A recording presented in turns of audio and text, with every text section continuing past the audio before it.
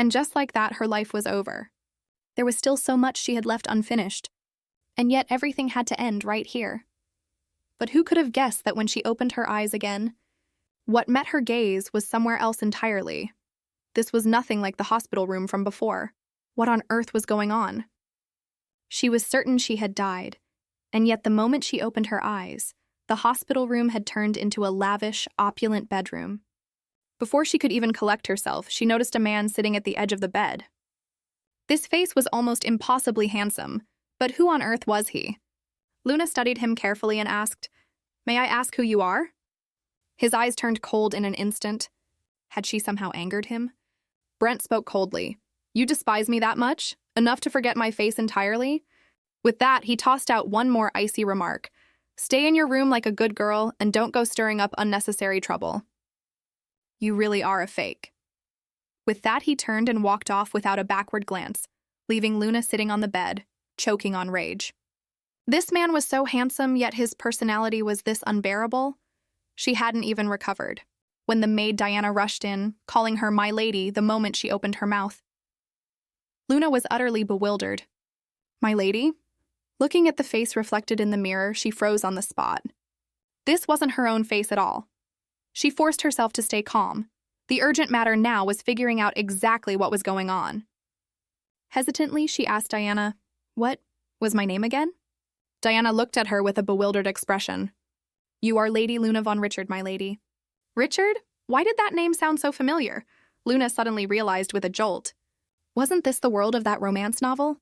She really had been transported into the novel titled The Duke Redeemed by the Saintess's Love.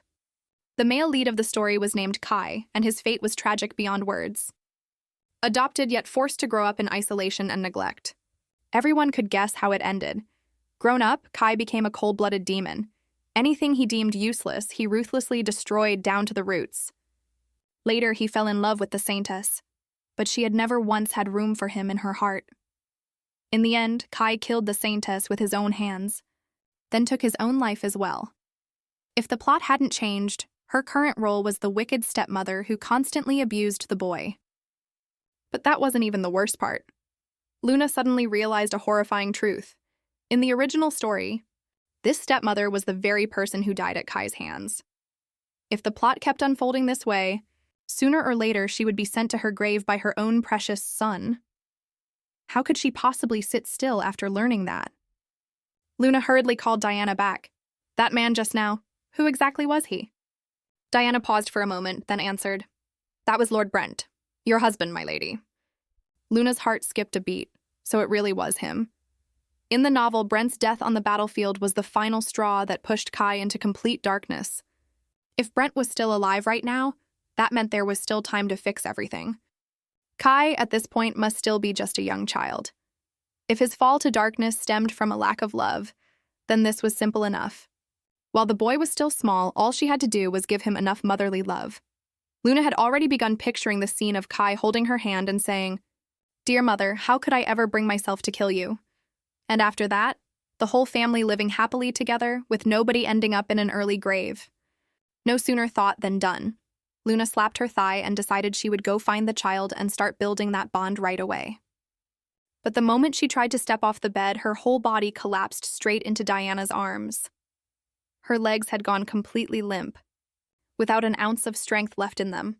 Panicked, Diana caught her. "My lady, please lie back down. Your body has been frail since childhood, and you've been bedridden for a very long time, my lady." This time, Luna was truly stunned. She hadn't even begun her world-saving journey, and already she herself was a walking illness that fainted after 2 steps. Seeing Diana's stammering, hesitant expression, Luna knew right away nothing good was coming. Sure enough, the answer that followed nearly sent her off to join her ancestors on the spot. Diana lowered her head and said carefully, "The doctor says your body may not have much longer left." Luna felt her soul leave her body. What kind of cosmic joke was this? In the original story, she'd been killed by her sweet, obedient son. In reality, she was simply short-lived to begin with. Either way, she was going to die, but she quickly composed herself.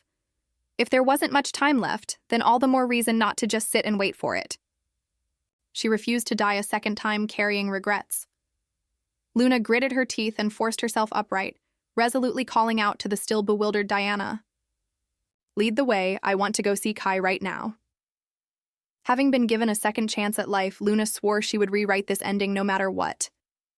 No matter how weak this body was right now, she absolutely had to find Kai first. But ideals were one thing, reality quite another. Luna hadn't even walked a few steps before she was completely winded, having to lean entirely on Diana for support, barely managing to drag herself to the library door. Diana sighed over and over in distress. "My lady, why put yourself through this? Must you really see the young master right now?" Luna waved her off, too exhausted to explain. She remembered the novel describing Kai's lonely childhood. The library was the one and only safe haven the boy ever had. And so, she'd decided to try her luck here. The instant she pushed the door open, a small head with black hair and deep red eyes peeked out quietly from behind the doorframe. Luna froze. So this was the great villain, Kai, the one who would one day kill her with his own hands? Luna stared, dumbstruck. She knew that grown-up Kai would become a stunningly cold beauty, but who would have guessed that as a child? He'd be so unbearably adorable it was practically a violation of the rules. Just as she opened her mouth to speak, Kai bolted like he'd seen a ghost, whipping around and sprinting off down the hallway. Luna panicked. "Hey, don't run." Her instinct was to chase after him, but this ragged, worn-out body of hers chose that exact moment to give out. Her foot slipped, and she went tumbling flat on her face right in front of everyone. Diana was scared half out of her wits. Sprawled on the floor, Luna genuinely wished she could just die on the spot. Was this what winning over a villain looked like? This was clearly a scene of full-scale sweeping humiliation. Just as she was cursing her own useless body, a timid little voice suddenly spoke up beside her ear. "Are you okay?" Luna looked up in confusion, only to find that Kai had returned without her noticing, watching her with a face full of concern. Luna tried to call him back, but the child simply turned and walked away without looking back. Seeing him about to leave, Luna ignored her own pain and forced herself to reach out and pull him back. She lowered herself, pleading, "Could you stay and talk with me a little while? I want to understand you better." But Kai felt no gratitude at all. If anything, he saw this sudden concern as far too fake. He looked at Luna and challenged her. "You're the one who hates me most, aren't you? Isn't that right?" Luna hurried to explain she had never hated him, but his next words left her completely speechless. "If you don't hate me, then why did you always shut me out before, never sparing me a single glance?" Luna wanted to find some excuse to defend herself, but she realized that in this child's eyes, any excuse would sound like nothing but a lie. Kai flatly threw back one line, "I don't need a mother," and dashed off without turning back. Watching the small figure disappear into the distance, Luna stood rooted to the spot. That rejection cut deeper into her heart than any scolding ever could. Back in her room, Luna was completely devastated. She'd thought she could mend the relationship, only to realize Kai truly hated her to the bone. Luna began to doubt herself. In her past life, she'd always been good with children, so why was Kai proving to be such a bitter pill to swallow? Seeing how weak she still was, Diana urged her not to push herself too hard. But there was only one thought looping endlessly in Luna's mind. How could she close the distance between herself and Kai? She turned to ask Diana about Kai's likes and interests, without ever noticing that Diana's gaze had started to hold something different. In Diana's eyes, this lady before her seemed almost like a completely different person. Just yesterday, she'd forgotten her own name entirely, as if she'd lost her memory. In the end, Diana couldn't offer much help. Though the maid stayed constantly by Luna's side, she knew next to nothing about the young master's affairs. Luna had officially run out of options. Diana didn't hold back either, pouring cold water on her hopes. Kai now avoided his lady like the plague, so mending things between them seemed like a lost cause. Hearing this, all Luna could do was sigh. If the novel had never mentioned Kai's childhood interests, then she'd simply have to dig for the answers herself. Luna decided the first step was to find out what the boy normally spent his days doing. She changed into something plain and inconspicuous, sneaking behind a stone pillar to observe. To her surprise, she found Kai standing under the blazing sun, practicing swordsmanship. His instructor's tone was brutally harsh, criticizing every one of the boy's movements as too slow. Was this really how you treated a 5-year-old? This looked less like training and more like some demonic boot camp. Luna kept peeking and taking careful notes in a little notebook. 2 hours of sword drills every single day. This intensity was way too much. No wonder the boy always looked so gloomy. After sword practice, he went straight into academic lessons. Watching Kai run himself ragged like a machine on a schedule, Luna's heart ached standing outside the door. This child's timetable was packed to the brim. Thankfully, when break time finally came, she saw him sitting down to eat some fruit. Watching the boy chew away happily, Luna's heart melted a little. Wasn't this exactly the kind of first-hand intelligence gathering she needed? To fully understand every one of Kai's habits, Luna resolved to become a full-time tail. She trailed the boy from his study room to the dining hall, then from the dining hall onward to the library, wearing herself out to the point that even Diana couldn't bear to watch anymore. But Luna had no idea. Kai had noticed her spying long ago, and inside he was full of doubt. What exactly was this woman up to lately? Just then, a voice suddenly echoed in Kai's mind. Your mother never truly loved you. Deep down, she despises you. Those venomous words felt like 10,000 needles stabbing into Kai's heart. While Luna was still deeply absorbed in her surveillance, Kai abruptly spun around and caught her red-handed. The boy coldly demanded, "What exactly are you scheming?" Luna's heart burst with joy. This child had actually spoken to her first. She decided to explain that all she wanted was to live peacefully alongside him. But those words completely shattered whatever composure Kai had left. The boy screamed through tears, "That's completely impossible." All the pent-up resentment he'd carried for so long poured out in this one instant. You wanted to make peace, so why did you cruelly abandon me all those years, leaving me completely alone and unnoticed? The more Kai spoke, the more agitated he became. The boy sobbed that he'd once longed so badly to see his parents, but all he ever got in return was avoidance and cold, distant faces. If you already despised me so much, then why bother caring about me now?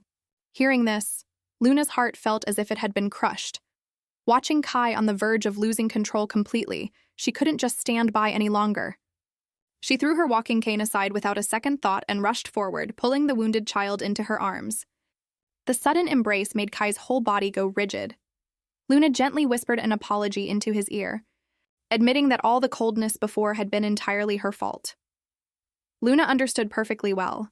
A child neglected for so many years couldn't possibly be expected to trust sudden affection right away. Anyone in his shoes would feel unsettled, but she had no intention of running from it anymore. Whatever her reasons had been in the past, as a mother, none of them could ever excuse neglecting her own child. She would use real, concrete actions to fully repay the love she owed this child. This time, Luna truly let go of all her pride, lifting the boy's small face gently, her voice humbled to its very core. She didn't expect to be forgiven right away. She only asked that Kai give her one more chance. Faced with this rare, unprecedented gentleness, Kai was rendered utterly speechless. The boy stood frozen, clutching his book tight, his heart in complete turmoil. Elsewhere, Duke Brent was handling official business in his study. Just as his assistant finished the full briefing and was about to leave, he suddenly brought up the recent state of the lady's health.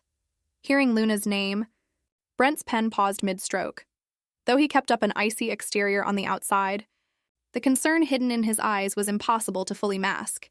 He asked coldly, "What trouble has she caused this time?" Back on the other side, Kai clearly still hadn't adjusted to this sudden wave of warmth, standing there dazed, not knowing how to respond. Luna hurriedly apologized, fearing she'd put the boy in an awkward position again. To her surprise, Kai broke his own rule and gave a little ground.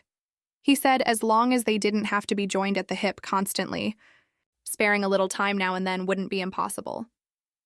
For Luna, this one sentence felt like overwhelming, boundless joy. Seeing her beaming expression, Kai was left utterly speechless. He probably had no idea just how much weight that one small remark carried for his mother. Kai mumbled that they were done for today, then turned to walk away. Though reluctant to let him go, Luna understood that pushing too hard would ruin everything. Just as Kai was about to step out the door, she couldn't help herself, and asked timidly after him, "Tomorrow, can we meet again?" She'd braced herself for this to be pushing her luck too far, but to her surprise, Kai paused mid-step. Without saying a word, his small, quiet nod said everything. In Luna's heart, a weight finally lifted, if only a little. As long as they could inch closer to each other bit by bit like this, no matter how slow, she was willing to wait. There was still a long road ahead before the knot in this child's heart could be fully untied. Luna stood there grinning like a fool for a long while, until Diana simply couldn't stand watching anymore, and finally asked what wonderful thing had happened to put her lady in such a good mood. Luna was so overjoyed she nearly danced on the spot, because starting tomorrow, she would no longer have to sneak around in secret. She could finally go see Kai openly, with her head held high. Diana sighed deeply and admitted this really was good news. After all, these past few days, the lady's odd little disguises had already become a running joke throughout the whole estate, but her triumph lasted barely 2 seconds, before Luna collapsed limply onto the bed. Only then did she realize a truly serious problem. This body's stamina was an absolute disaster. The original owner had spent years lying idle in bed without any exercise, so now even walking a few steps left her as exhausted as if she'd run a marathon. 2 hours outside her room per day was already her absolute limit. If her stamina stayed this abysmal, then even meeting Kai every day wouldn't let her actually spend much time with him. It seemed her frail health was the real fatal flaw here. Determined to have enough strength to stay by Kai's side, Luna vowed she would no longer be a sickly invalid. She called for Diana, planning to start with a serious overhaul of her diet. Staring at the thick, heavy steak sitting on the table, Diana's stomach churned with worry. This was, after all, a portion fit for the master of the house himself. Could her lady's stomach really handle this? Luna, meanwhile, was brimming with confidence. If she kept sipping thin rice porridge forever, where was any real nutrition supposed to come from? If she wanted to rebuild her strength, she needed to eat proper, hearty food. She hadn't tasted real meat in far too long. Eyes fixed on the feast before her, Luna dove right in without hesitation, already picturing the strong, healthy body she'd have afterward. But an ideal is one thing, and reality struck like a hammer blow from the heavens. She'd barely swallowed a few bites, when her stomach began churning violently. This was bad. Luna threw up so hard her vision went dark. Only then did she realize just how fragile this body truly was, at its absolute limit. Even food with the slightest hint of oil had become an unbearable burden. It seemed getting healthy wasn't as simple as shoving a few pieces of meat down her throat. Diana stood by, heartbroken at the sight. This wasn't eating a meal. This was practically a form of torture. A lump of frustration rose in Luna's chest. If she couldn't even manage a proper meal, how was she ever supposed to take care of a child in the future? But Luna had a stubborn streak of resilience in her. If her stomach couldn't cooperate yet, then she'd start by building up strength through walking instead. She forced herself to gradually adjust to solid food, while also gritting her teeth and dragging herself step by step toward the library. Every stride was a battle against her own limits. It took great effort, but she finally made it to the door, and there was that small, familiar figure at last. Luna approached, searching for a topic to start a conversation. She asked Kai what he was reading. She'd assumed it would be a picture book of fairy tales. To her surprise, Kai turned the cover toward her. The title on it read, "On Governing the Nation." Luna froze on the spot. How old was this child exactly, and already delving into such deep, complex knowledge? It seemed Kai wasn't just a melancholy little prince. He was also a secret overachiever who couldn't quite hide it. Luna stared at that weighty tome on statecraft and offered an awkward compliment to Kai, hoping to use the topic as a bridge to close the distance between them. To her surprise, Kai simply replied calmly, "Thank you." The atmosphere instantly grew unbearably stiff. Luna refused to give up yet, mumbling as she tried to share some brilliant insight of her own. But after fumbling around for ages, she couldn't manage to squeeze out a single coherent word. Kai cut straight to the point. "Is that really all you wanted to say?" Before Luna could even recover, Kai had already made up an excuse about a prior engagement and left the library, not sparing her a single backward glance. Luna was left standing there, turned to stone, and that bitter aftertaste of offering warmth only to be met with a cold shoulder was truly unpleasant. In the blink of an eye, a month went by, with Luna faithfully going to see Kai every single day. Though there was hardly any real progress to speak of, her health had noticeably improved. She could now eat light desserts and soft foods, and her stamina was slowly recovering bit by bit, no longer the kind of invalid who fainted after 2 steps.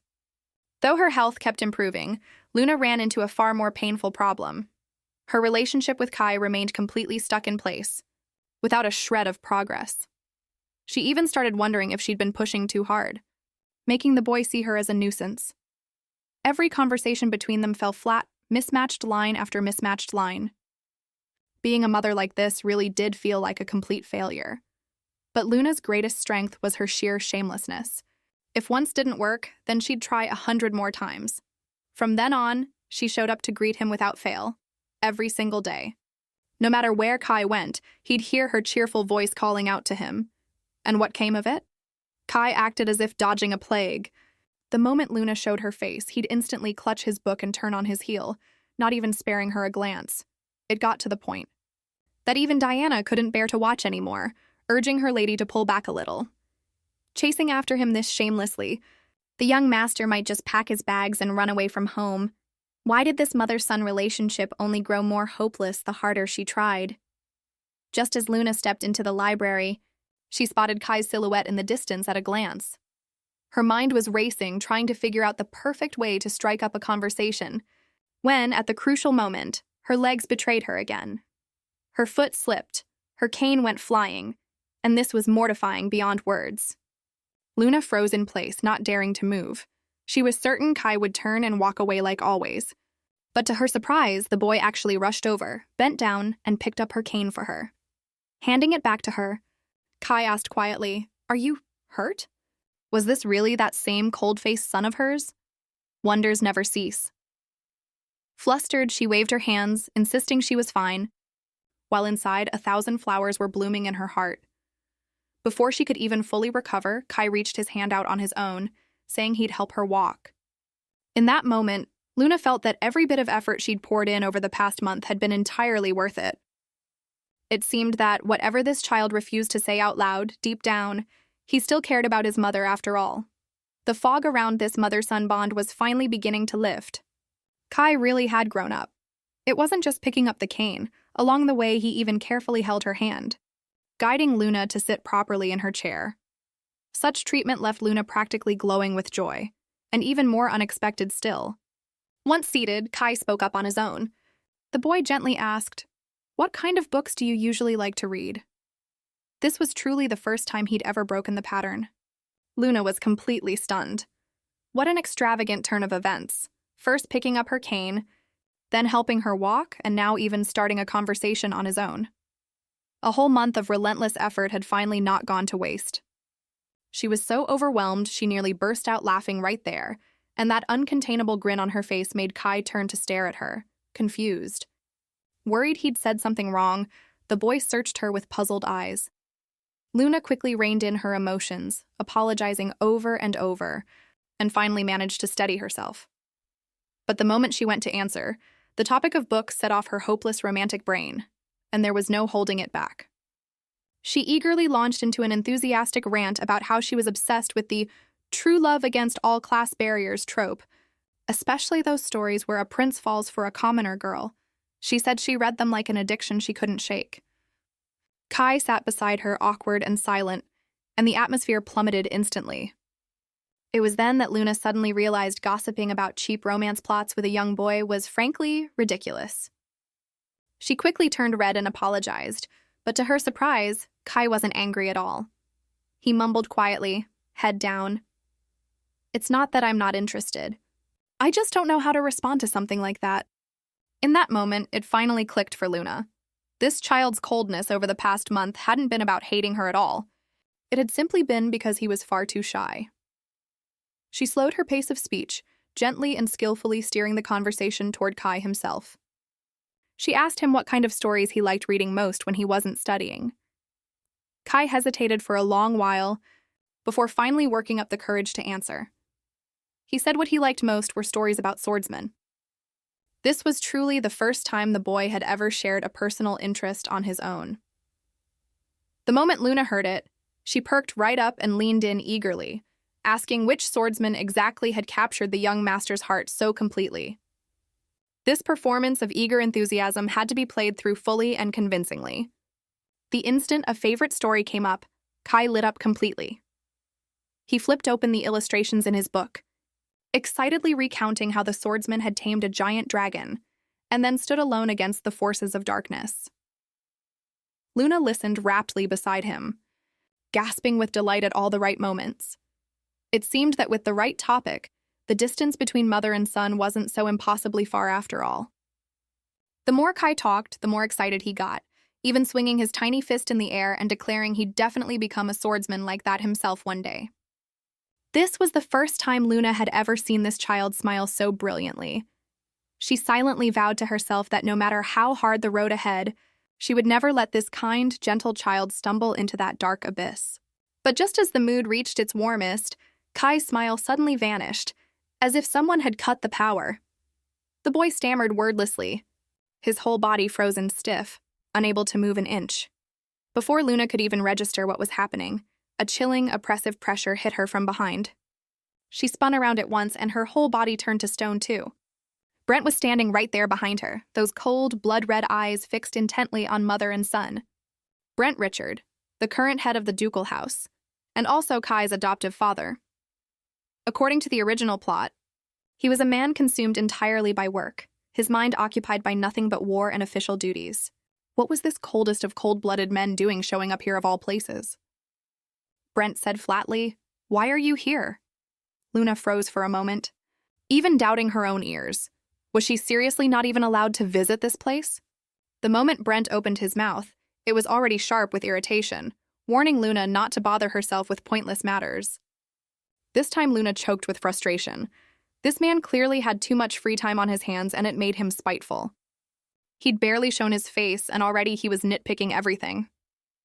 Before Luna could even flare up, Brent had already turned his sharp gaze on Kai, coldly demanding to know why the boy had skipped his language lesson. Kai was so terrified his tongue tied itself in knots, only managing a timid, mumbled excuse that the lesson had already ended. Watching the child get scared like this, Luna felt an even deeper wave of sorrow rise in her chest. She glanced instinctively at the clock, and only then realized just how much time had really slipped by. Just as Luna tried to speak up, Brent coldly cut her off. He didn't even bother turning to look at her, simply throwing out a sharp remark. No questions, no waiting. He went even further, publicly humiliating Kai in front of everyone, saying that a boy who couldn't even keep track of his own schedule had no business being the heir to the ducal house.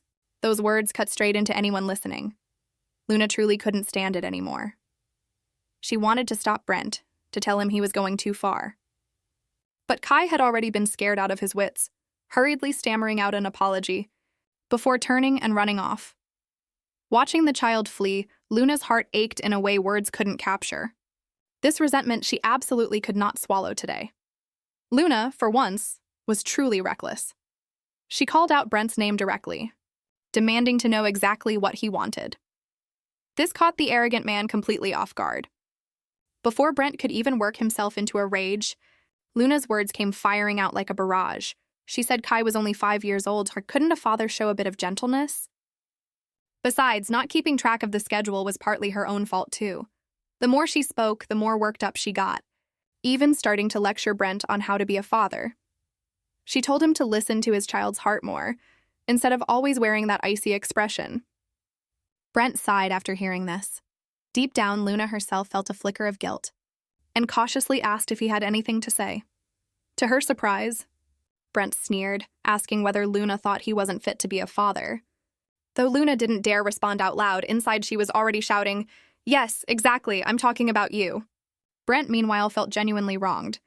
He'd given Kai the best life possible, food, clothing, and even a renowned tutor to train him properly. Wasn't that already enough? What more was he supposed to do to meet the standard? Luna was stunned, honestly not expecting this man's logic to be so crude and simplistic. Had he really never once noticed that Kai was, in truth, deeply lonely? She couldn't hold back and pushed back, saying that material things alone were nowhere near enough. What a child truly needed was care and affection. But the moment he heard the word love, Brent's face plainly read, ridiculous. He laughed coldly and turned the tables, demanding to know whether it wasn't Luna herself who had once abandoned the dying child in the first place, and now suddenly playing the role of the loving mother. This one line struck straight at Luna's most vulnerable spot. She truly had no way to argue back. After all, the sins of the original owner's past life were now hers alone to bear. This time, Brent meant business. Right in front of Luna, he flatly ordered the maid Diana that starting from this very moment, Luna was forbidden from stepping outside her room. Diana tried to plead on her lady's behalf, but one look from Brent made her swallow her words back down, forcing her into meek, obedient silence. Standing there, Luna nearly exploded with fury. Concern for her health, my foot. This was clearly just a fancy way of putting her under house arrest. He was simply annoyed to see her getting better and wanted to cage her up like some canary. His piece said. Brent turned to leave right away, while still putting on that "it's for your own good" tone, urging her to stay obediently in bed, instead of exhausting herself over pointless matters. But this time, Luna had absolutely no intention of backing down. She stepped directly in Brent's path, biting out each word. "You want me to abandon Kai? Absolutely not. Because I am that child's mother." Luna spoke plainly and loudly right then and there. As a mother, she was determined to love and protect Kai no matter what. Letting the boy rot away in his room like some discarded thing, not for 1,000 reasons would she ever accept that. She even lunged forward, grabbing hold of Brent's coat, wanting to pour out everything in her heart, but before she could finish, her body finally gave out first. Right as she was about to collapse, Brent instinctively reached out and caught her tightly. With not even enough strength left to stand, Luna still gritted her teeth and forced out one last line in his arms. "No matter how much you despise me, I will never, ever abandon Kai." Diana screamed in fright. This wasn't ordinary weakness anymore. Luna's whole body had turned frighteningly hot. She was clearly delirious with fever. Brent no longer had the patience left to argue. Without another word, he scooped Luna up into his arms. He tossed out one cold remark. "You fell into my arms on your own. No complaining now." Luna's head spun. Was this really the kind of dramatic Princess Carrie scene you'd see in a movie, actually happening to her? Instinct kicked in, and she tried to struggle free, only for a single look from Brent to make her go still.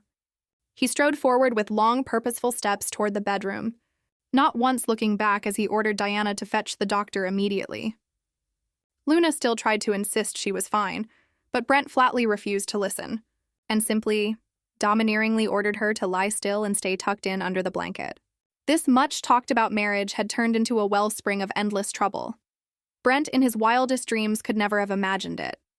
On the very first day of their newlywed life, Luna had collapsed, and the maids gossiped endlessly behind their backs, convinced this marriage was clearly a scam. Brent stayed silent for a long time, recalling the old rumors about his family. Could the curse really be true after all? He left a cold instruction before Luna's health had even fully recovered. No one was to force her to take on any household duties. From that day on, Luna never once left her bedroom again, as if she had completely severed every tie with the outside world. But plans rarely keep pace with life's changes. Brent's older brother and sister-in-law suddenly passed away. He not only inherited the title, but also brought home a young child named Kai. Brent brought the boy before Luna, getting straight to the point. From now on, this would be her son, and she needed to act like a mother. Faced with this sudden, unexpected arrival, Luna didn't say a single word, not even sparing him a glance. Brent clearly hadn't anticipated her being this coldly indifferent. He had no choice but to take the child's hand and turn to leave, thinking this family was simply beyond saving. Seizing the opportunity, his aunt immediately offered to take over all the household affairs, both large and small, even trying to claim control over Kai's upbringing. In her eyes, a sickly, weak Luna was in no position to run this household. Brent raised no objection. He felt there was no need to burden a sick woman further, but this decision froze their relationship solid. The two, already strangers in their marriage, now barely exchanged a single word. 2 years slipped by, and Luna's illness showed no sign of improvement. She even began refusing their customary monthly meetings. Brent could only rely on reports from his attendants to check on his wife's condition. He mocked himself inwardly, figuring Luna must despise seeing him that much. As long as she was still alive, perhaps that was enough.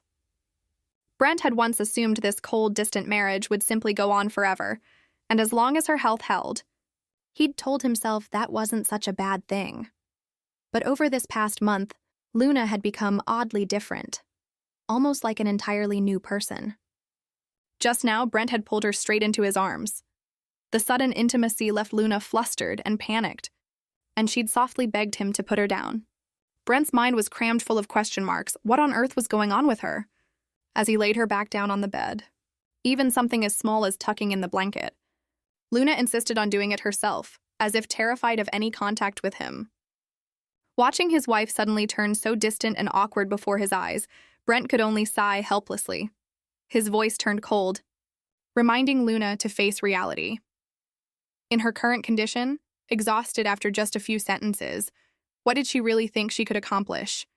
Luna still gritted her teeth, trying to hold on, but couldn't get out another word, her body giving out completely, sinking straight into unconsciousness. Brent stood silently watching her for a long while, then closed the door and left. In his mind right now, there was only one thought. He truly did not want to watch anyone else leave him again. By the time Luna opened her eyes once more, she found a small figure now sitting beside her bed. Kai was there, keeping vigil over her, his face tense with worry. Diana stood nearby, explaining that this time her lady had slept for an entire day. Kai, too anxious to focus on his studies, kept running here every free moment he had. Seeing the boy's small, aggrieved face, Luna's heart twisted with guilt. She realized that if her body kept falling ill like this, it would only keep Kai living in constant fear. So that this child wouldn't have to be so anxious anymore. She took his hand firmly and made a solemn decision. She would start cooperating fully with the doctor to get treated. Although it would take some time, and might mean they couldn't see each other every single day like before, if it meant truly recovering, it would all be worth it. For Kai's sake, she had to become strong. Luna asked Kai if he was willing to wait for her to get better. Kai nodded obediently. In that moment, mother and son finally reached an agreement. Luna hugged Kai happily, vowing wholeheartedly to cooperate fully with her treatment. Just then, the doctor, led in by a maid, entered the room for an examination. The work was about to begin. Luna smiled and said goodbye to Kai, telling him to go rest. Kai stood by the bed for a moment, seeming to want to say something more, but in the end hid his reluctance behind a smile, cheering his mother on instead. As long as he could see her get well, the wait, for him, was nothing at all. Kai turned and left the room, but the instant he stepped through the door, his composure shattered completely. Walking down the empty hallway, his mind filled with self-blame. He was certain that Luna's dire health must be his own fault, from all the hurtful things he'd once said to her. Too many words that had wounded her. He rolled up his sleeve and stared at the frightening bruises on his left arm, and the thought in his heart surged more fiercely than ever before. All of this was his fault. He had to do something. The doctor's words dropped the atmosphere in the room to a freezing point. Luna's illness had no proper name. Put simply, her body had virtually no immune defenses at all. For an ordinary person, a cold or a sneeze was nothing. But for her, even the smallest germ could take her life outright. No wonder her body gave out completely after just a couple of steps. She was, in every sense, a porcelain doll that shattered at the slightest touch. Luna asked the doctor, "So how exactly am I supposed to be treated now?" The doctor pushed up his glasses and said he'd heard the lady had recently started adjusting her diet. That was a very good sign indeed. The doctor recommended that Luna get out of bed and move around more. To his surprise, this time Luna didn't lash out at all.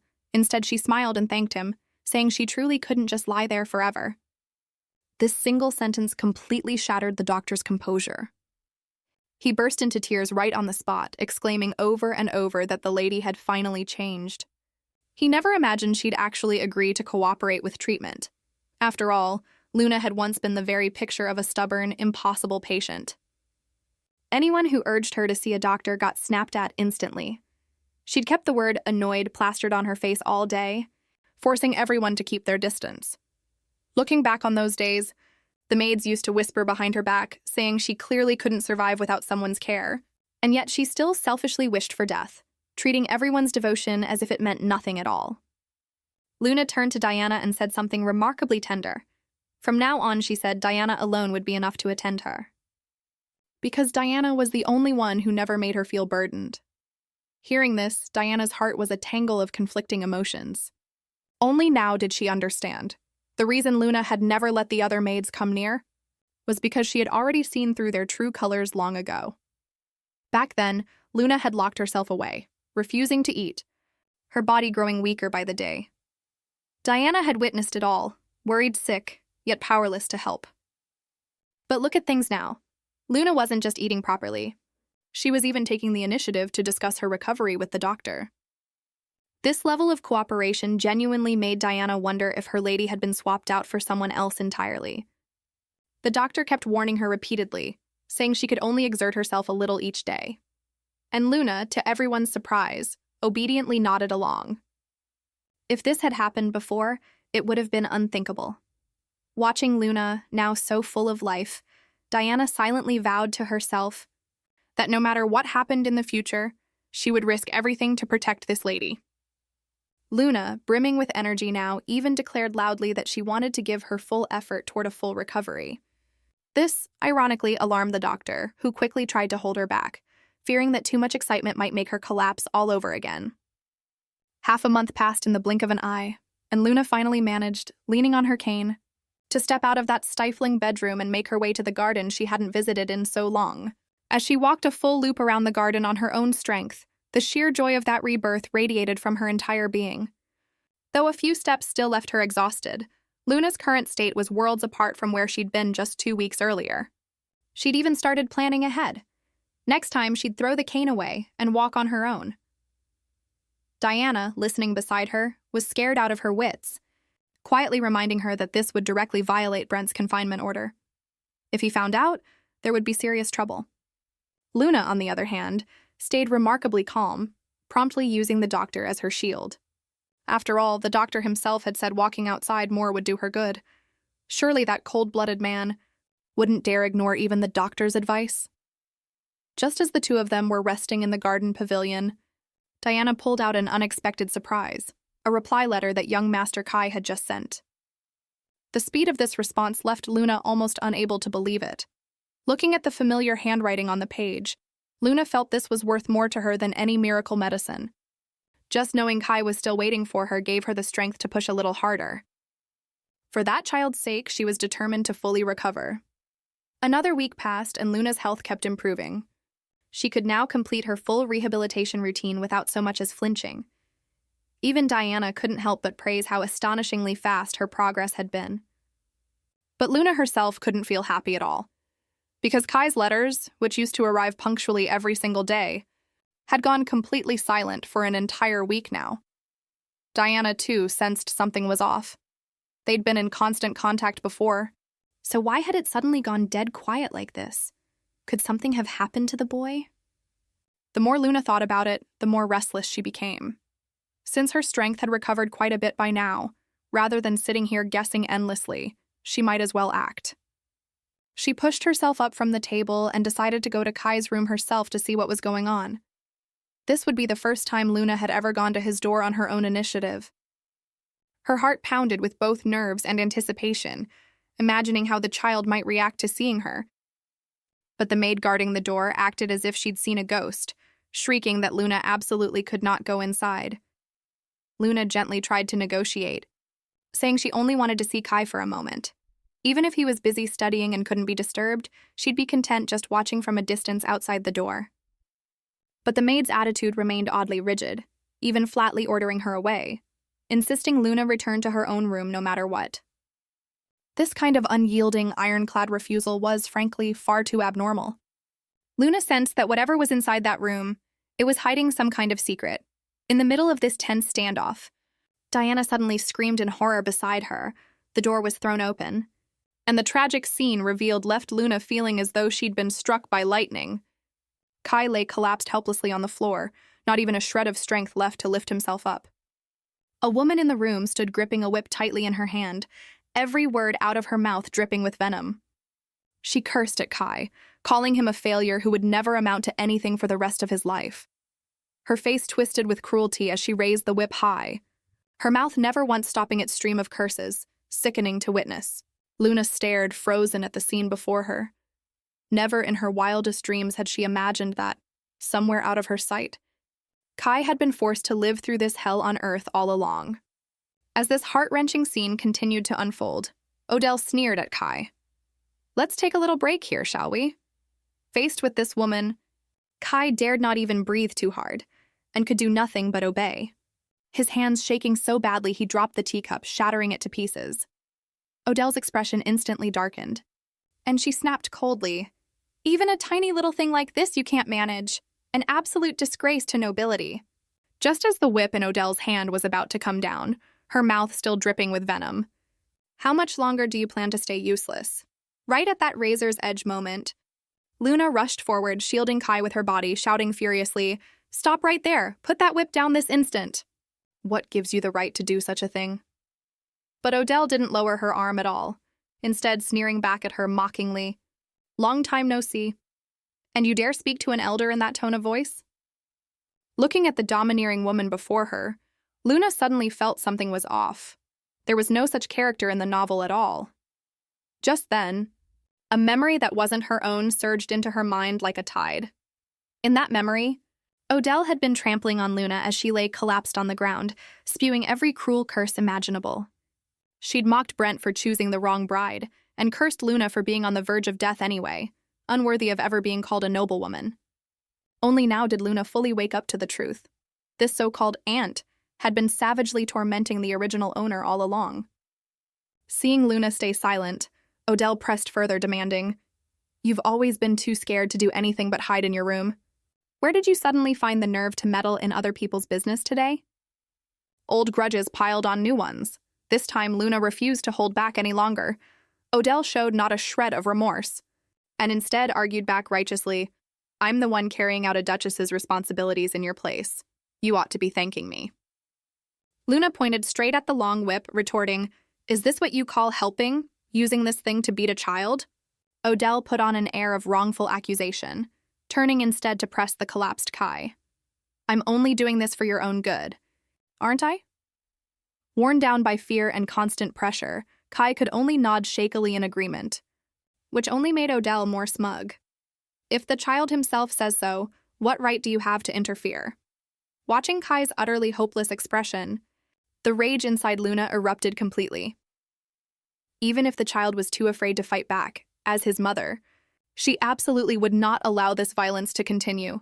She lunged forward, wrapping Kai protectively in her arms, and coldly threw back one line, "I've lost my appetite for this." She turned and walked out without a backward glance, leaving only Odell standing there with a chillingly wicked smile. Clearly, this matter was far from over. Back in her room, Luna hurriedly told Kai to sit down, wanting to check just how bad his wounds were. Kai instinctively pulled back, murmuring that he was fine, already used to hiding his pain. But this time Luna stood firm, holding his arm tightly, her voice leaving no room for refusal. When she gently rolled up his sleeve and saw those terrifying bruises, her heart clenched as though pierced by a needle. In that moment, Kai was utterly stunned.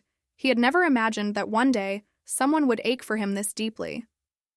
Luna looked deep into the child's eyes and softly apologized, blaming herself for not noticing sooner. Kai's heart, meanwhile, was flooded with his own guilt, convinced he was the one who dragged Luna into this mess. Just as she opened her mouth to comfort him, Kai suddenly snapped, shoving Luna's hand away and shouting at her to stop meddling in things that weren't her business. Before Luna could even react, Kai had already found an excuse and bolted from the room without looking back. Luna stood there in stunned silence, her heart hollow with disappointment. She'd thought they had finally grown closer, so how had they suddenly ended up right back at square one? Just then, the maid Lily walked in, her voice carrying a strange, unsettling coldness. She said, "My lady, you truly don't know anything at all. Do you?" This left Luna utterly bewildered. Lily finally revealed the truth. The reason Kai was so terrified was that Odell had constantly been filling his head with lies, telling him that his parents deliberately avoided him, because he simply wasn't good enough. Hearing this, Luna's heart felt as though it might shatter. She declared loudly that no matter what Kai became, she would never, ever come to despise her own child. But Lily's next words turned Luna to stone right on the spot. If you truly loved him that much, then why did you stop writing to him afterward? The letters had all stopped. Only then did Luna realize, with a jolt, that every line of longing she had poured into her letters must have been intercepted entirely by that woman, Odell. No wonder Kai had come to believe his mother had given up on him completely. The boy had been abandoned all over again. Lily begged, her eyes red. "My lady, if this is just a passing whim to be kind to him, then please, stop right here, right now. Don't give him this false hope again." Luna sank into deep self-blame. She had thought she was protecting this child, never imagining that during Kai's most painful months, she herself had been kept blind and deaf to everything. Luna knew clearly she could no longer simply sit and wait to die. If she stayed silent any longer, Kai's entire life would be destroyed. Luna marched straight to Brent's study. Her tone was calm but carried an undeniable force. "Your Grace, I have something urgent to discuss with you." Brent didn't believe her at all at first, even assuming Luna was stirring up trouble for no reason. In his eyes, strict discipline for an heir was about as ordinary as things could get. Luna tried to reason with him, but got nothing back but a cold warning. Not only did Brent want to keep Odell around, he even accused Luna of overstepping her bounds. In this moment, Luna finally saw the truth clearly. Relying on this man was, ultimately, useless. If talking sense into him wouldn't work, then she'd have to solve this problem her own way. This time, Luna's hope was completely gone. She'd assumed Brent would at least show some responsibility, never expecting he wouldn't care at all whether his son lived or died. If they couldn't see eye to eye, there was no point continuing this conversation. She slammed the door and walked out, leaving nothing behind but a cold, retreating figure. Back in her room, Luna began piecing together the hidden truth behind all this. What kind of hold did this woman Odell have over Brent to earn such trust? From Diana, she learned that Odell had exploited the chaos following the family tragedy, weaseling her way back into control of the household. Luna understood perfectly well. In Brent's eyes, she was nothing more than a decorative vase who never left the house, and trying to force him to listen through confrontation alone would never work. Relying solely on Diana's testimony, Brent would never believe it.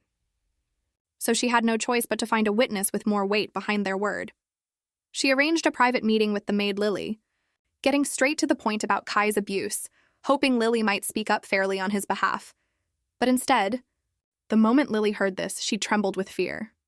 After all, Odell held near total control over the estate, and no one wanted to risk their livelihood over a child.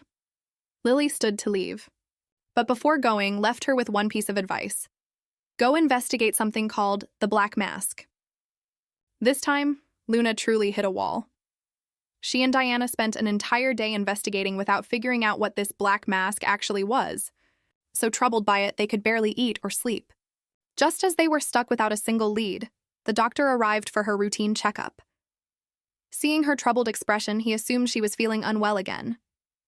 Desperate, Luna decided to try her luck and simply asked him about it in passing. To her surprise, this one question uncovered an important clue. The doctor's answer left everyone present stunned. It turned out this Black Mask was the name of a tavern. Someone from a noble household. Why would she have any connection to a tavern? The doctor kept stammering, saying the place had a bad reputation, hardly suitable for someone of Luna's standing to even hear about. He was clearly trying to dodge the question, but Luna wasn't so easily fooled. She played her trump card, saying if the doctor wouldn't be honest with her, she'd have no need for his services anymore. This time, the doctor truly panicked and lowered his voice to confess everything. It turned out the tavern was just a front. Inside, it ran an illegal gambling operation, specifically targeting wealthy nobles. Hearing this, Luna instantly understood. A child Kai's age would never have any reason to go anywhere near a place like that. There was only one explanation. Odell was up to something. This time, Luna decided to take a real risk. If she could catch Odell red-handed at illegal gambling, she could banish her from Kai's life forever. She decided to split up with Diana. Diana would keep watch outside the tavern, while she herself would sneak into the study late at night to find out exactly where Odell's money was coming from. But the moment she stepped into the room, before she could even start searching, a cold voice suddenly spoke up behind her, asking what she was doing in the study in the middle of the night. Luna froze completely and turned around. It was Nikolai, Brent's adjutant.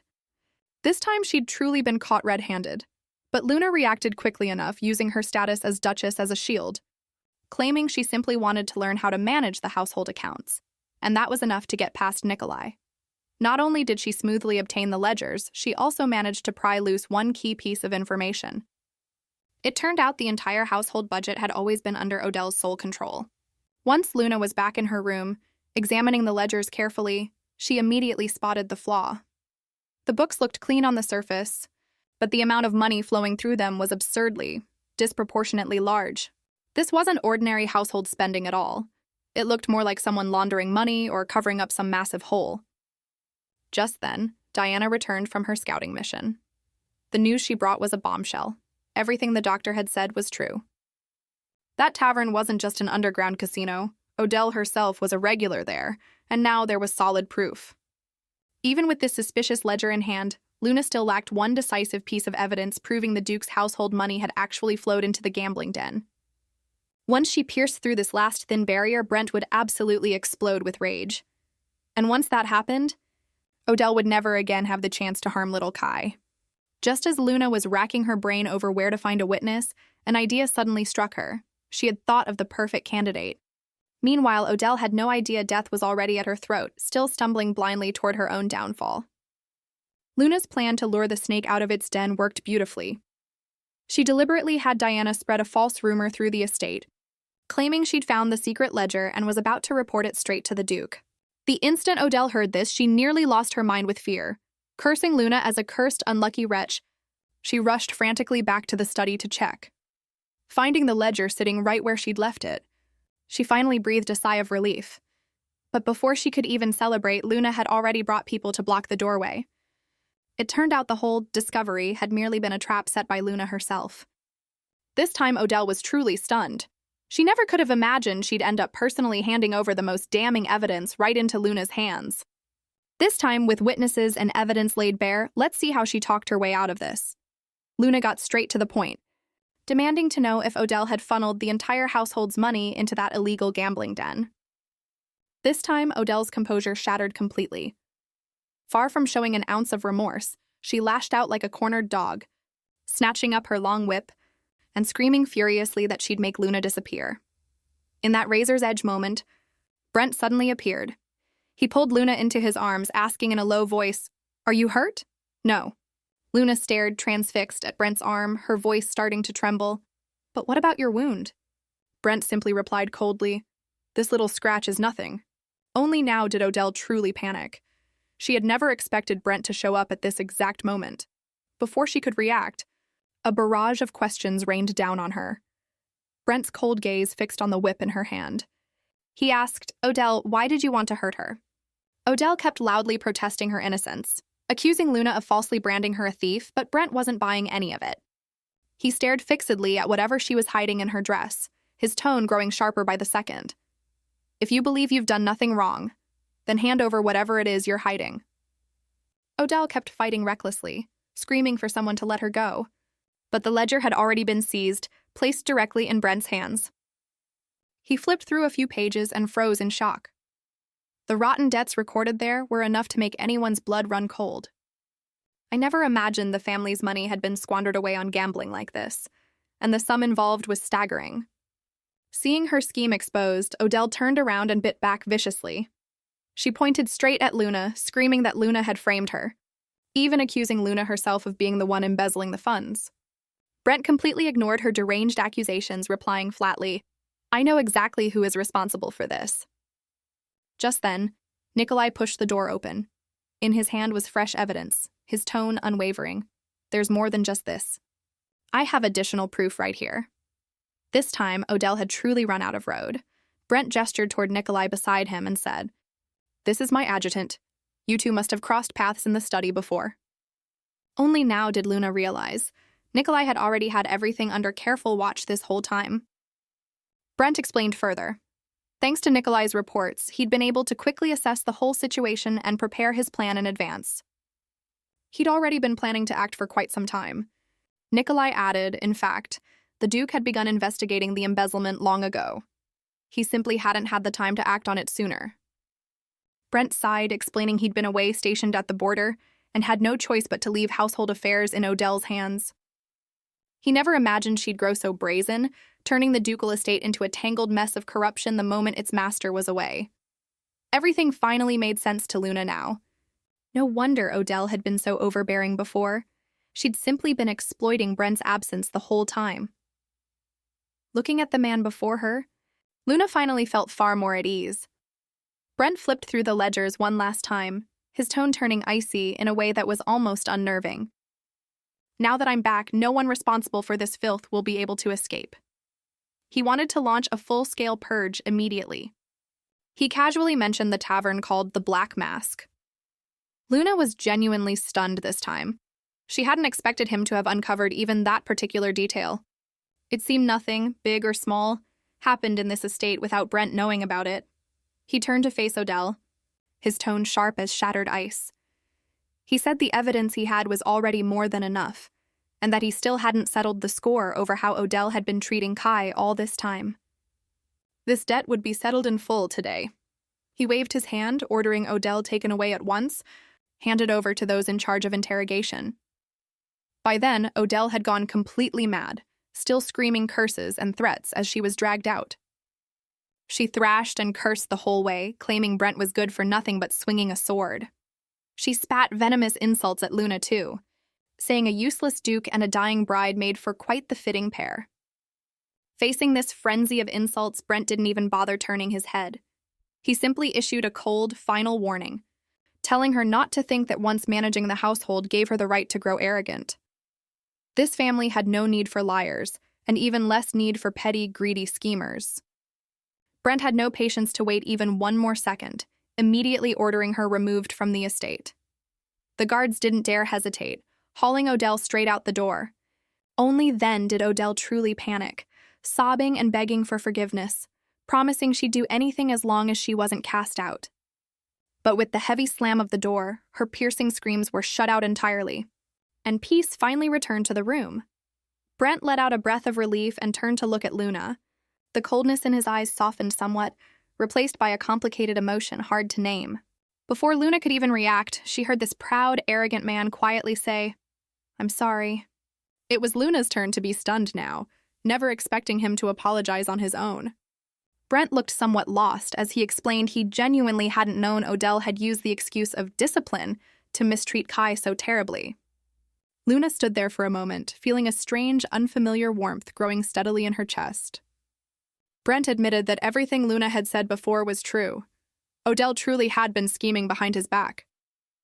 Luna had assumed a man like him would never bow his head to anyone in his life. And yet here it was, the impossible happening right before her eyes.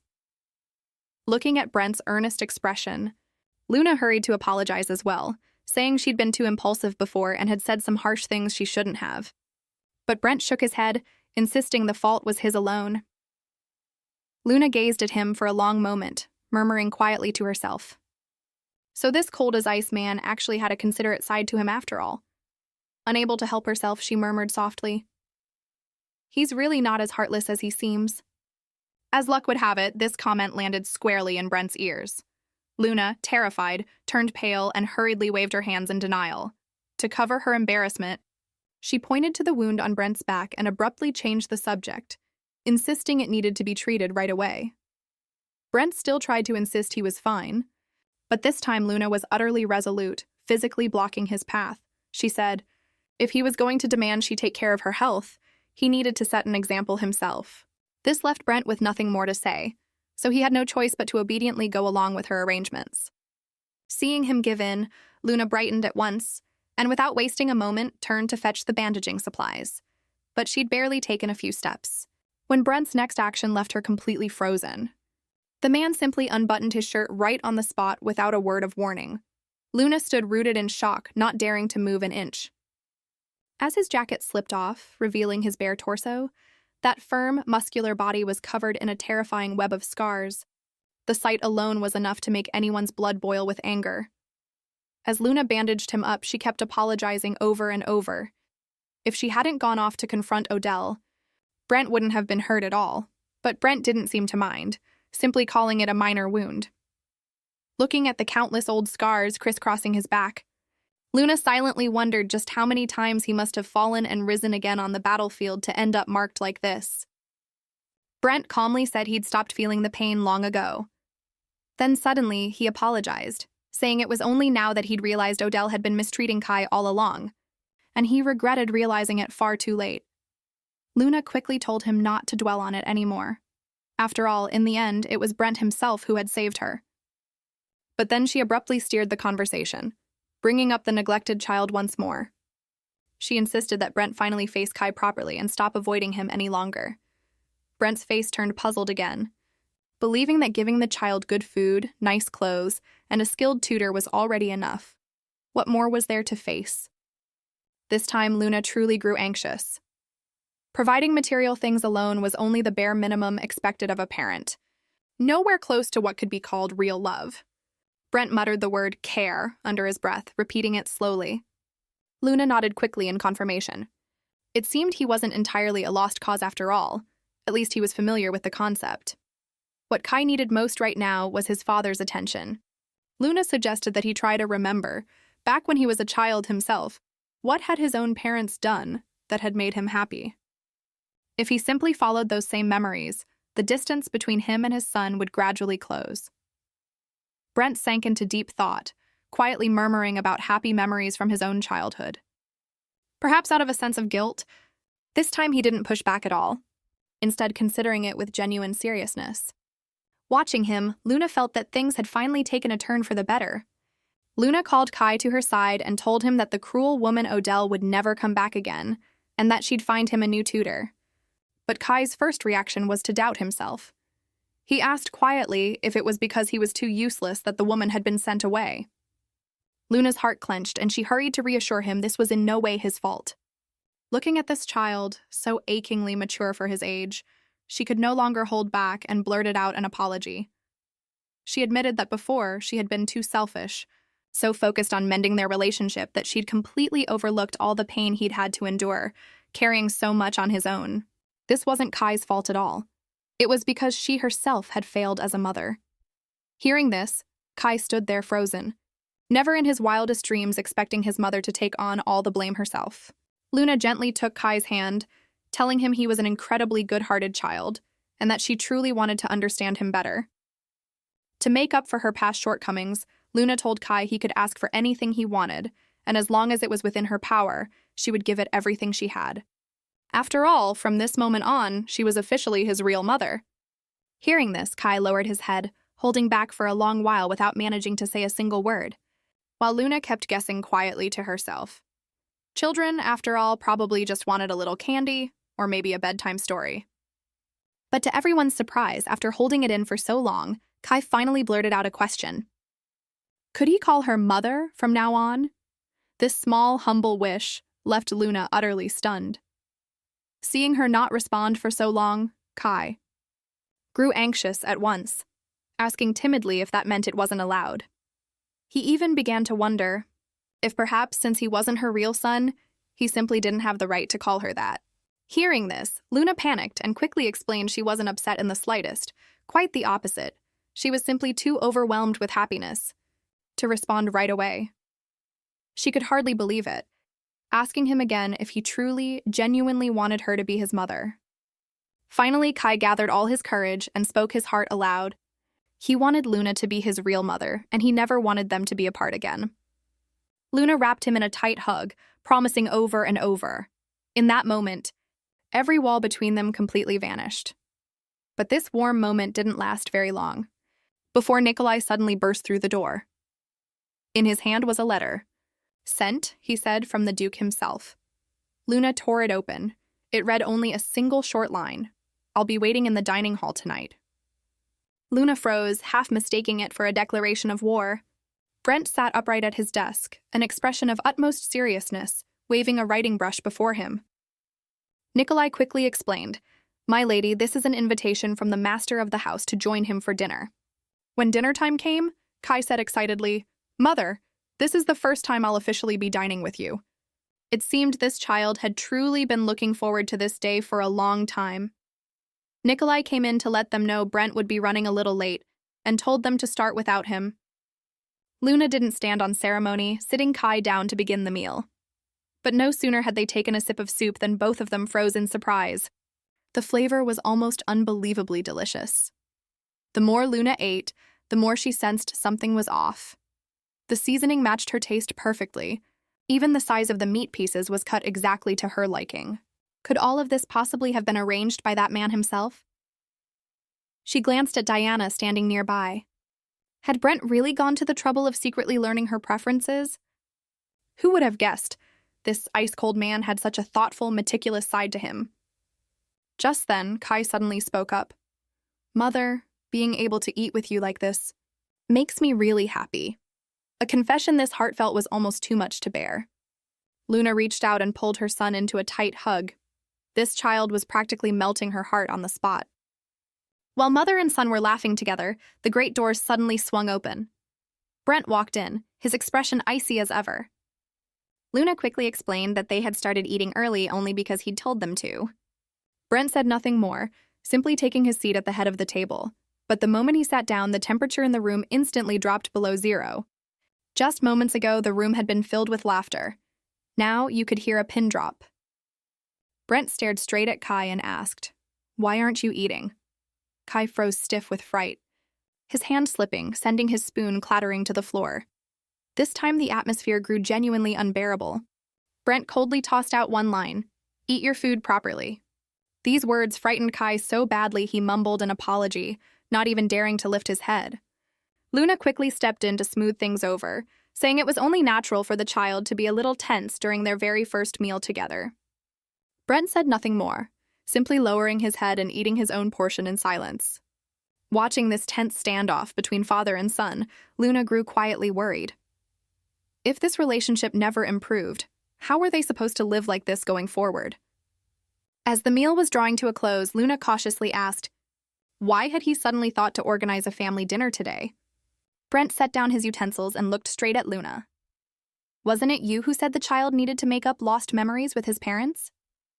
Only then did it dawn on Luna, a passing comment she'd made without much thought, and Brent had taken it entirely to heart. A small warmth stirred in her chest. Just then, a servant wheeled in a cart of food, and the moment Kai spotted his favorite strawberry cream cake, his eyes lit up instantly. Luna wondered to herself, had Brent somehow found out about Kai's love for sweets too? Before she could fully process this thought, Brent suddenly spoke up. "I made that cake myself." The words had barely left his mouth when both Luna and Kai's jaws dropped. This man, who seemed to know nothing but how to wield a sword, could actually bake? This time, Kai didn't dare move at all. Moments ago, he'd been eating happily, but now he was too nervous to even lift his head. Seeing Kai so timid, Luna decided to take the first bite herself to set an example. The moment she tasted it, she was completely won over by the exquisite flavor. Seeing this, Kai hesitantly tried a bite too, and he froze in astonishment as well, exclaiming over and over that it was truly delicious. The atmosphere at the table finally began to ease. In the middle of all this, Brent suddenly stared intently at Luna and asked, "You really love strawberries, don't you?" Before Luna could even answer, his gaze grew unexpectedly distant. Seeing the scene before him, he suddenly remembered something from long ago, a time when a girl had once appeared before him carrying a bag of pastries, in exactly the same way. Who could have imagined this perpetually cold man could ever wear such a gentle expression? Brent suddenly stood up, using unfinished official business as an excuse, and walked straight out of the dining hall. Watching him go, Luna couldn't help but mutter to herself, what business could this man possibly have? He clearly just didn't want to be there, worried Kai wouldn't feel comfortable enjoying his cake with him around. Someone so thoughtful and considerate, yet with a mouth that couldn't say a single sweet word. What an awkward man, utterly incapable of expressing himself. Kai asked curiously, "Mother, what are you saying?" Luna just laughed, shook her head, and gestured for him to hurry up and finish his cake.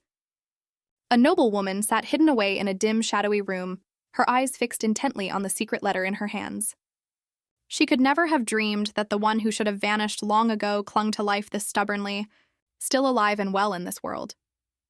Truly, she clung on like a weed no one could pull out. Luna, once always sickly and weak, was now secretly training herself in her room. Feeling that her strength had recovered quite a bit, she asked Diana hopefully, "Haven't I gotten much healthier by now? Could I go outside for a little while?" Diana, without a moment's hesitation, gave her 3 flat no's in a row. No, an absolute unwavering refusal. After all, her body still had moments where it suddenly gave out. As the two of them were locked in this standoff, a sound suddenly came from outside the door. It turned out to be Kai. Seeing this little tale of hers, Luna's heart lit up with joy. But today the child seemed a bit off, standing there frozen for a long moment without managing a single word, as if wrestling with something difficult to say. Luna was about to comfort him gently, but to her surprise, Kai suddenly pulled out his trump card, shoving a bag straight into her hands. "This is for you, Mother." Looking at the bag of homemade cookies in her hands, Luna's heart melted completely. This child rarely ever took the initiative like this. What had gotten into him today? Kai truly had grown up, even saying he worried about how hard his mother worked, which was why he'd specially made these cookies with his own hands to give her. Words straight from the heart like this landed like a fatal blow to Luna's composure. Before she could even offer a word of praise, the boy had already dashed off in embarrassment. Luna sat there stunned, one single thought lingering in her mind. Was her son secretly an angel in disguise? She got so overwhelmed with emotion that she actually got a nosebleed right on the spot. This scared Diana half to death, nearly convinced her lady had suffered some kind of medical emergency.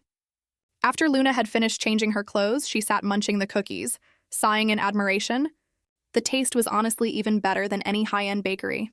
Just then, Lily pushed open the door and, seeing the completely transformed lady before her, froze, unable to believe her own eyes. This time, Lily was thoroughly won over, respectfully stepping forward to formally apologize for her earlier disrespect. Luna didn't hold it against her at all. In fact, she felt that without Lily's honest words back then, she might never have recovered this quickly. Such generosity of spirit was truly admirable. Just as the two of them had cleared the air between them, Lily suddenly brought up the bag of cookies, revealing a bittersweet little secret hidden behind them. That day, after finishing his meal with Luna, Kai had seemed happy on the surface, but had actually been mulling over something the entire time. With an entirely serious expression, he'd asked Lily whether becoming an outstanding man also required learning how to bake. Who could have guessed that this child, all in the name of pleasing his mother, could take such a wildly roundabout leap in logic? In Kai's eyes, his father Brent was an all-around perfect role model, not only brilliant with a sword, but able to handle something as delicate as baking with equal skill. At that moment, the boy had silently vowed that if his mother loved sweets this much, he too would grow up to be a man just like that, so she could smile brightly every single day. Lily smiled as she told Luna that Kai had secretly practiced baking countless times, all just to make a decent batch of cookies. In the end, every single cookie that made it into Luna's hands had been carefully handpicked as the very best of the batch. Though this child's way of idolizing his father seemed to have taken a rather odd detour, Luna's heart was filled with nothing but warmth. It turned out she had been loved this deeply all along. "Thank you for telling me all this, Lily." This love gave Luna tremendous strength. She turned to Diana, her tone more resolute than ever before. "Today, I am absolutely going through that door." No matter how worried Diana might be, nothing could stop the Luna standing here now. To buy a fitting gift in return for Kai, Luna had to wear down every ounce of Diana's resistance. She felt that with a child this thoughtful, she, as his mother, could not possibly show up empty-handed. But Diana looked deeply troubled. After all, in this household, without the Master Brent's explicit permission, the lady was absolutely forbidden from leaving the estate on her own. To everyone's surprise, Brent broke his own rule and spoke up first, saying he had no objection at all. Moreover, according to the doctor's report, Luna's health was now perfectly fine for a walk outside. This unexpected joy left Luna almost unable to believe her own ears. She kept confirming over and over whether she could really set out tomorrow. Once she got a firm, definitive answer, her whole body practically floated with joy. Watching Luna's cheerful figure dash off with her maid in tow, on the lips of that cold-hearted man, Brent, a faint, barely noticeable smile suddenly appeared. The weather today was truly perfect, the sunlight falling warmly over everything. Luna gazed at the scenery outside, in the best mood she'd been in for a long time. After all, this was the first time she'd ever properly stepped outside for an outing since arriving in this world. She'd already mapped out a plan in her head. Today, she was determined to enjoy this walk to the fullest. But, to her surprise, before she'd even taken 2 steps, a low voice behind her made her freeze mid-stride. Luna turned around and froze completely in shock. Brent, of all people, had changed into simple, casual clothes and was striding briskly toward her. Seeing Brent's outstretched hand, Luna's mind filled with question marks. This duke, buried in 100 urgent matters showing up here now? What exactly was he after? Miracles really did happen after all. Brent then offered on his own to accompany his wife outside. Luna stood frozen like a statue.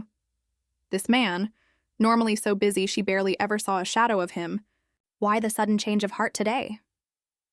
Brent, meanwhile, acted perfectly natural about it, claiming the road was rough and 2 women traveling alone wasn't safe. Excuse after excuse. Luna saw right through it. Safety wasn't the real concern here. He was clearly worried she'd run off and cause trouble, and had come specifically to keep an eye on her.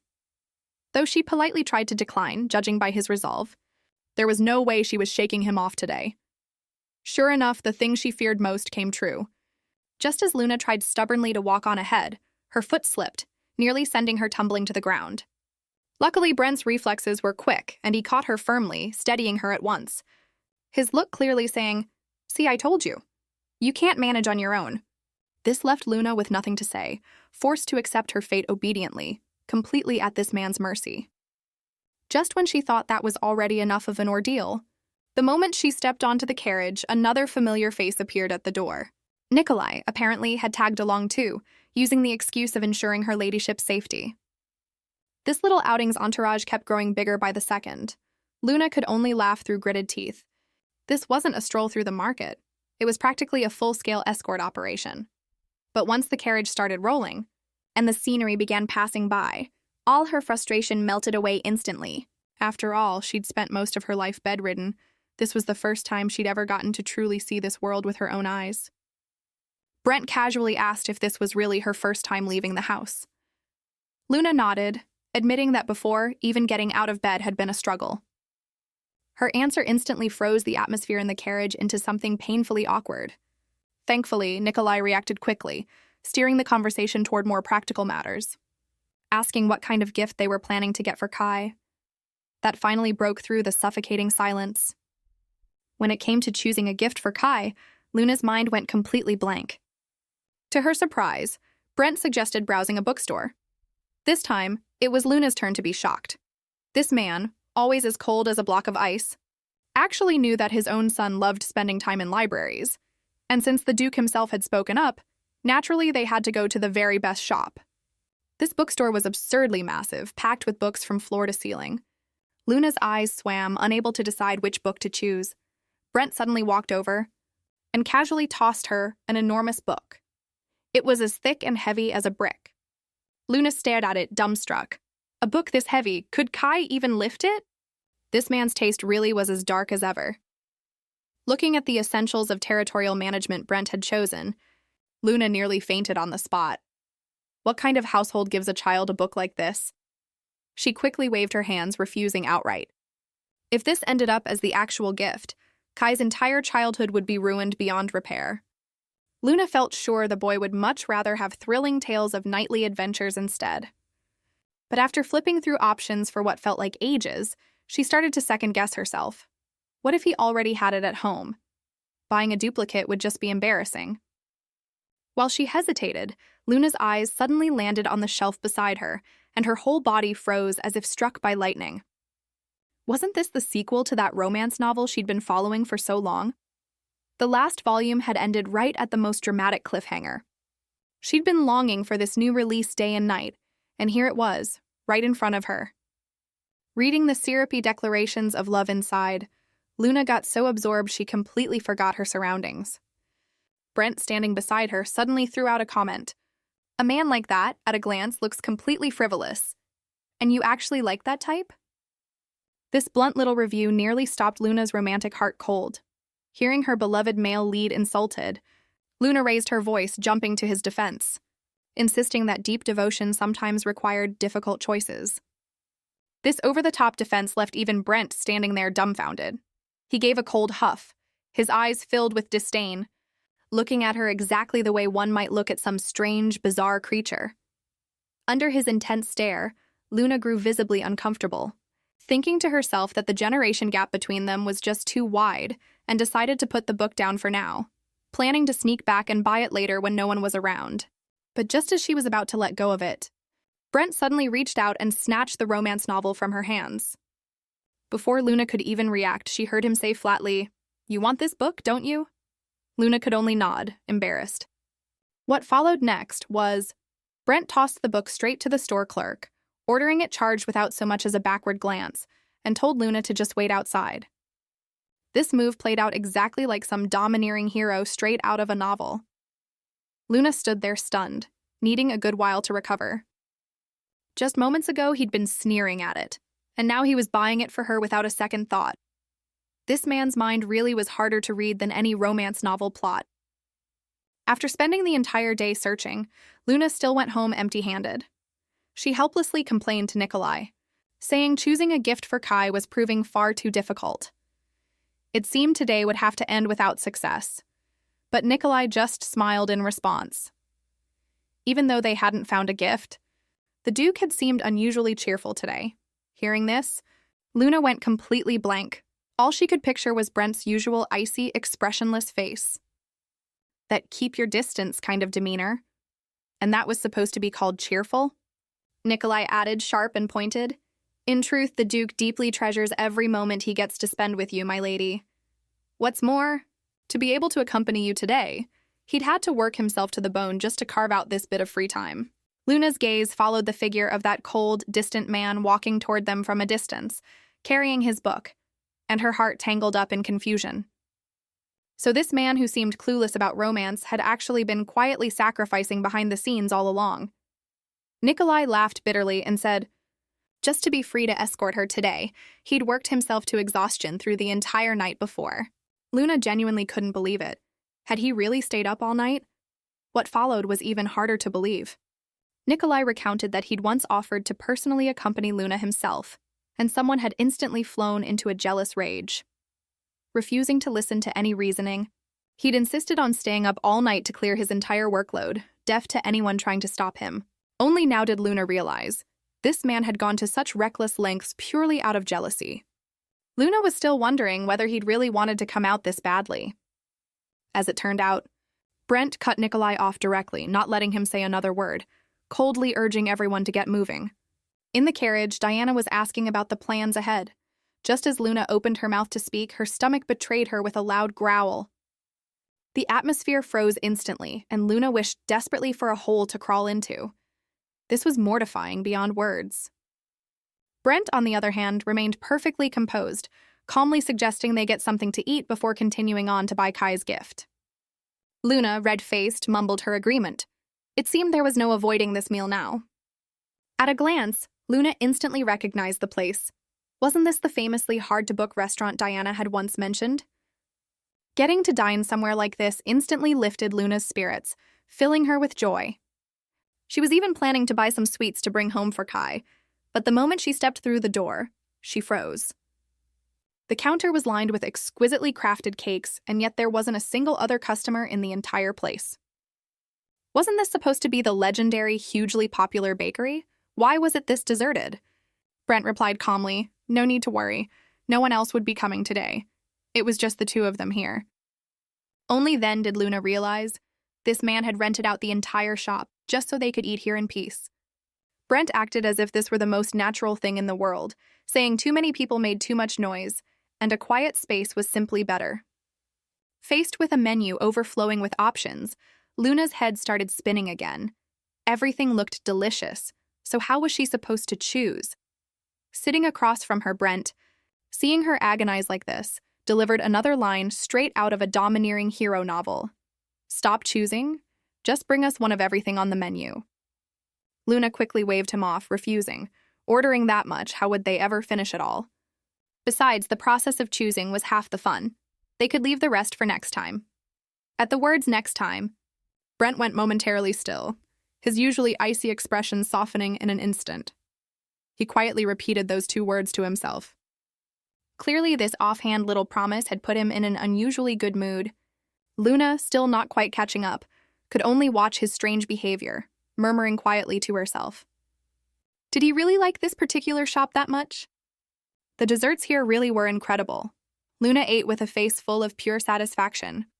Brent watched her, then asked casually, "So you really love sweets, don't you?" Luna nodded firmly, and immediately her thoughts drifted to Kai back home. That boy was quite the sweets fanatic too. He'd surely love chocolate or maybe a fruit tart. She turned to him eagerly, hoping to hear his suggestion. To her surprise, the Duke gave a small, awkward cough, not only agreeing to take some home for Kai, but even breaking his usual reserve to add that he personally preferred flavors with a hint of fruit. Luna sat there stunned. Was this really the same icy, distant Brent, actually volunteering a personal preference on his own? Clearly aware he'd just said more than he'd meant to, Brent turned away slightly embarrassed, immediately switching back to silent mode. Watching his behavior, Luna muttered to herself again, wondering why the conversation had been going so smoothly, only to suddenly go dead quiet. Although she'd already bought cake for Kai, something still nagged at Luna. This gift felt a bit too light, too casual. She needed to prepare something more substantial as well. Brent, listening beside her for a while, suddenly spoke up. How about a short sword? Luna froze at the suggestion, giving a young child a sword. Brent, on the other hand, explained his reasoning perfectly logically. Wasn't little Kai obsessed with knights? He couldn't yet hold a full-length sword, so a shorter one to practice with would be just right. Hearing this, Luna thought it actually made a lot of sense. Kai would surely be overjoyed to receive something like that. And so, the two of them turned and headed into a weapons shop.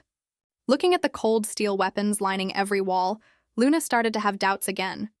Wasn't this gift a bit too heavy-handed? Luna's eyes swam with confusion. To her, all these weapons looked exactly the same, and she had no idea which blade to pick. Brent, calm as ever, casually pulled a short sword down from the display and handed it to Luna. The design was truly beautiful, especially the hilt, where a ruby gleamed so brilliantly it was impossible to look away. Luna stared at the gem for a moment, then suddenly it clicked. With a look of surprise and delight, she asked Brent, did he choose this one because the color of the gem matched Kai's eyes exactly? Brent stayed quiet for a moment, then replied flatly, is that so? Though he wouldn't openly admit it. Luna was already convinced in her heart. This man, always so coldly aloof, was in truth far more thoughtful than anyone else. This gift had been chosen entirely based on Kai's own features. Thinking of this hidden gentleness in Brent, Luna's heart filled with warmth. Now that they'd made their choice, she didn't want to waste a single second, eagerly pulling Brent along to have the short sword gift wrapped. Watching the clerk hand over the wrapped box, Luna held it close, beaming brighter than anyone. She'd already begun picturing the look on Kai's face when he opened it. But just then, Brent, standing beside her, suddenly froze. Watching Luna smile, an unexplainable ache suddenly tightened in his chest. The feeling was completely unfamiliar to him, even leaving him a little flustered. Instinctively, he pressed a hand to his chest, utterly confused about what was happening to him.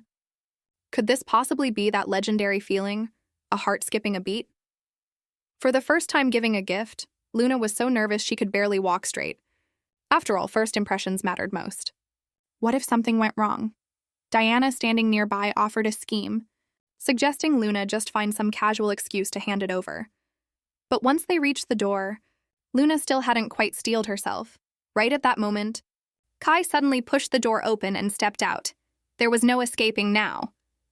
Since Kai's already said that much, let's just go together, Diana whispered urgently beside her. Luna finally snapped back to attention. Though her heart was pounding wildly, this step had to be taken sooner or later. She took a deep breath and resolutely held out the gift box. She explained it was to return the favor for the cookies before, and that she'd made a special trip to the market to pick it out herself. Kai stood there stunned, not even bothering to check how expensive the gift might be. Instead, his face filled with worry as he asked, "Mother, you went out yourself. Is your health really okay with that?" Warmth surged through Luna's chest. This child was so thoughtful it was almost heartbreaking. It was just a single outing, yet the boy seemed more anxious about it than anyone. She gently ruffled his hair, smiling as she assured him she was fine. Kai asked hesitantly if he could open it now. With a nod of permission, the boy finally lifted the lid. Inside was an exquisitely crafted short sword. It was the very first weapon he'd ever received in his life. Kai stared at it, completely mesmerized. He noticed that the ruby on the hilt matched the color of his own eyes exactly. Luna smiled and told him this had actually been his father's idea. He'd specifically chosen this gem because it matched the color of Kai's eyes. Kai stood there dazed for a moment, a fresh wave of gratitude toward his father rising in his chest. He clutched the short sword tightly, solemnly vowing to treasure it as his most precious possession for the rest of his life, and never lose it. Watching Kai cling to the sword so lovingly, Luna's heart overflowed with happiness. It seemed this whole trip had truly been worth it.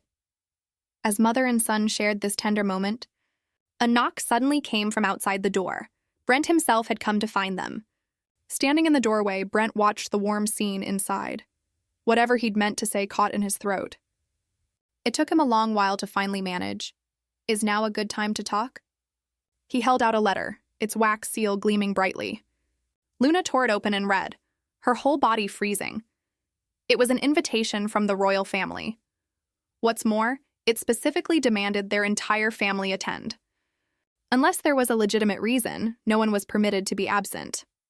Brent had originally intended to simply decline. After all, Luna's health had only just begun to recover. But he felt she deserved to know about this regardless. Hearing this, Luna's heart lurched. She pressed him. Had it always been like this before too? Brent answered plainly. For the past few years, to let her recover in peace, he had blocked every single invitation that came in. This time, Luna couldn't sit still. Having vanished from high society for so long, there was no telling what kind of rumors people outside might have spun about her. This could only spell disaster for both Brent's and Kai's reputations. She made up her mind at once. This time she absolutely had to attend the banquet. The moment she said this, both Brent and Kai startled. Brent frowned, trying to reason with her. Strolling through a market and attending a royal banquet were two entirely different things. With a gathering that grand, could her body really handle it? Kai stood beside him, nodding along desperately, terrified his mother might collapse from exhaustion. Watching the two of them looking so worried, Luna felt both a rush of warmth and a pang of guilt.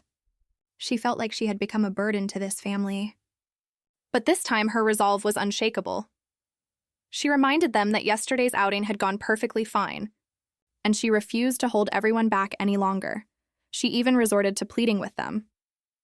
Brent stayed silent for a long moment. In the end, he reluctantly agreed. But he laid down one non-negotiable rule. The moment anything felt off, they were to return home immediately. Luna nearly jumped for joy, agreeing readily without a second thought. Having finished discussing the main issue, Brent was about to leave. But Luna wasn't about to let this chance slip by. She grabbed hold of him just as he was trying to slip away, smiling as she said, "Kai still has something he wants to say." Kai lingered awkwardly behind her. This time, father and son simply stared each other down. The atmosphere grew briefly tense. Kai fumbled for a long moment, struggling to get out those words of thanks. He knew this gift must have taken real thought and effort on his father's part. After holding it in for a long while, the boy finally gathered his courage and blurted out loudly, "Thank you for the short sword, father." Brent's tone remained just as cold as ever, only tossing back one line. "Make sure you actually practice with it properly from now on." With that, he turned and walked straight out. Luna stood there frowning, thinking to herself that this kind of parenting was awfully stingy with affection. Was that really it? But to her surprise, Kai was overjoyed beyond words, loudly answering yes, his whole body practically bouncing with happiness. Watching her son so easily satisfied, Luna could only laugh through her exasperation. Well, fine then. As long as the child was happy, this father-son relationship, all things considered, really was making progress. In the blink of an eye, the day of the banquet arrived. Luna sat before the mirror while the maids bustled busily around her. Don't be fooled by how resolutely she'd agreed to go before. Deep down, she'd already started having second thoughts. With one glance, Diana noticed her lady's mood wasn't quite right. Luna quickly took a deep breath, forcing herself to muster up some resolve. There was absolutely no backing down now. She smiled and reassured Diana, saying she was just a little nervous, that her spirit was actually in high form. By the time she finally put on the magnificent gown, that confident, poised noblewoman had returned in full. Diana couldn't help but compliment her. "My lady, you truly look radiant today." Luna thanked her, then walked down the hallway in her heels, every step steady and resolute. Down in the grand entrance hall, Brent and Kai stood already dressed and waiting quietly for her. Luna descended the staircase slowly, holding up the trailing hem of her gown, smiling, "Sorry to keep everyone waiting." Luna's entrance left the entire hall in stunned silence. Kai was even more thrilled, going on and on about how his mother looked just like a princess straight out of a fairy tale. Luna laughed and replied, "Darling, you're looking quite dashing yourself today." But the moment her gaze landed on Brent, she froze completely. The man stood in a perfectly tailored suit, his presence radiating an almost overwhelming force. She'd expected at least a compliment or two. To her surprise, Brent simply turned his head away coldly, not saying a word. This time, Luna was completely baffled. Had she done something wrong somewhere? Enough to upset the Duke like this? Just as Diana was about to bring over the walking cane, Brent reached out and stopped her. He said that with him here today, there was no need for that thing at all. Brent, ever domineering, held his arm out, telling Luna to lean on him if she felt unsteady. This sudden thoughtfulness caught Luna completely off guard. But the long, extravagant gown was truly far too heavy. Every step felt like agony for Luna, just as she was silently suffering. Brent suddenly stopped walking. Before Luna could even understand what was happening, she found herself lifted straight off her feet. Brent's movement was swift and smooth, carrying her directly into the carriage. Sitting inside, Luna's heart still hadn't settled. She knew he was only trying to take care of her, but this display was a bit much. It was practically impossible not to draw attention with a move like that. Inside the carriage, Kai kept staring at her, his eyes filled with sparkling admiration. This left Luna a little embarrassed. On her very first trip out, this little one had his face pressed against the window, refusing to let go, exclaiming over and over that the carriage was going so fast. And in the blink of an eye, the estate had vanished from view behind them. Though Luna felt a bit nervous herself, what she felt even more was hope. Hope for Kai. She hoped this first appearance in high society would leave a good impression on the boy. As they chatted, the carriage finally came to a stop before the royal mansion. Looking at the magnificent building before her, Luna couldn't help but marvel. The grandeur of the royal family truly lived up to its reputation. Brent stepped down first, offering his hand to help Luna out with effortless grace. This gentle gesture steadied Luna's nerves considerably, even as anxious as she'd been. With her arm linked through Brent's, the two of them made for quite a striking pair walking together. But she had to keep her composure now, no matter what. The great doors slowly swung open. A dazzling, magnificent hall unfolded before her eyes. The sheer opulence left Luna momentarily awestruck. The steward announced clearly, "The House of Duke Richard has arrived." In an instant, every eye in the hall turned toward them. Everyone froze in surprise. This was nothing like the rumors at all. Whispers rippled through the crowd on all sides. Hadn't they heard the Duchess's beauty had been ruined, which was why she never dared show her face in public? So why did the real thing look this radiantly beautiful? Luna sensed something was off. Every gaze in the room carried nothing but shock and disbelief. All eyes in the hall were fixed on her.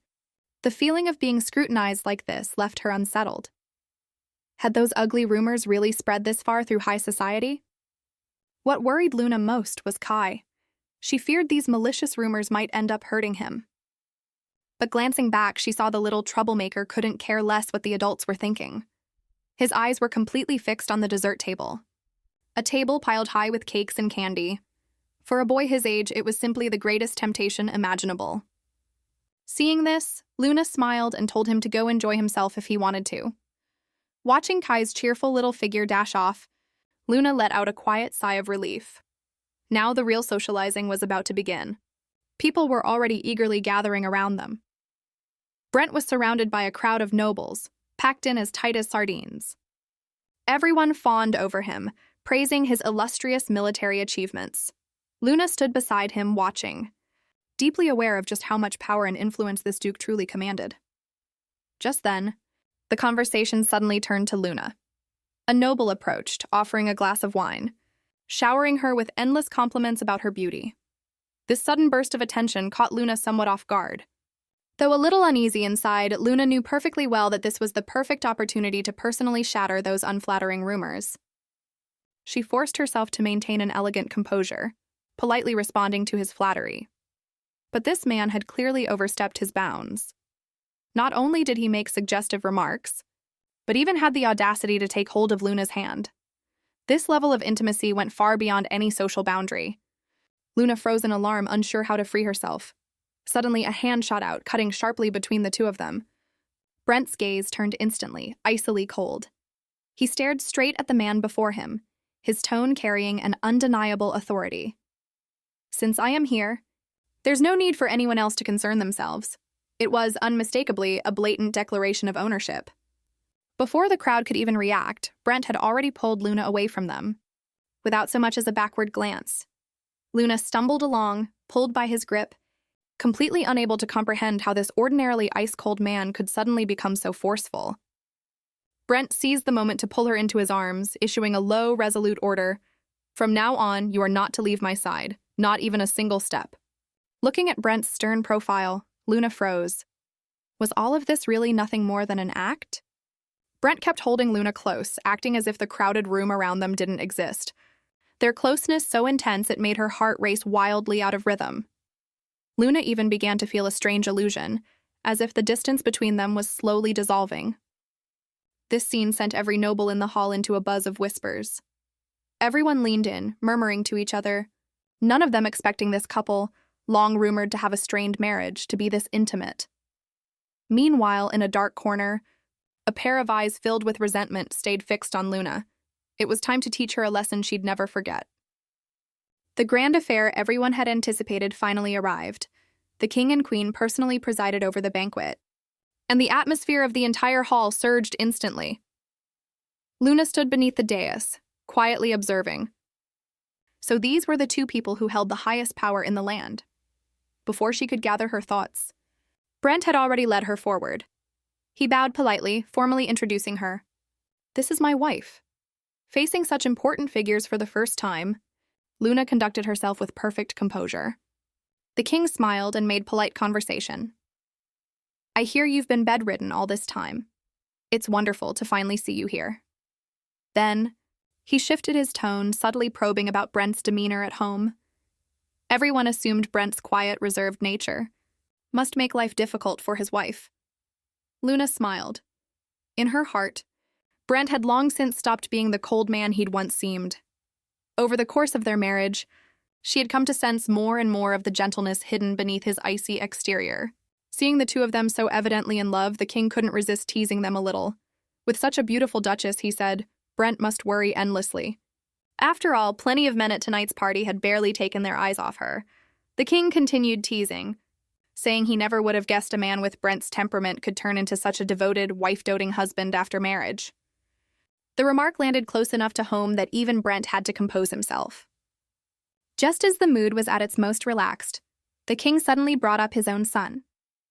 Though his son and daughter-in-law couldn't attend tonight, he wanted to introduce another important member of the family. A small figure stepped forward, and the king formally announced him as his grandson, Cyrus. The instant Luna laid eyes on this child, her entire body froze. This face? Could this boy be that pivotal character from the original novel? As the legitimate heir to the throne, he'd been forced to endure the harshest education from a young age. Raised among adults consumed by scheming and ambition, the boy had been forced to learn how to bury his own feelings, until the appearance of a certain woman completely transformed his fate.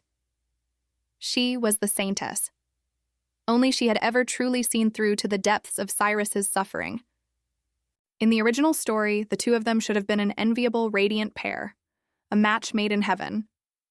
Cyrus had once poured his heart out, hoping the saintess would spend the rest of her life by his side, and she had returned his feelings with the gentlest reply imaginable. But there was one person who would never allow such happiness to exist, the Duke's own son, Kai. Driven by an almost maddening obsession to possess the saintess for himself, Kai had ultimately killed Cyrus with his own hands. Two young men who should have shone brightly, instead met a mutually destructive end. Thinking of this horrifying fate, Luna's whole body went rigid. If the story kept unfolding this way, sooner or later Kai would turn into that very demon, a murderer. Kai's voice calling out, "Mother," pulled Luna back to reality. Looking at the boy's clear, innocent eyes before her, there was simply no way she could reconcile this child with a future killer. If she could just get these two children to become friends now, could that avert that tragic ending entirely?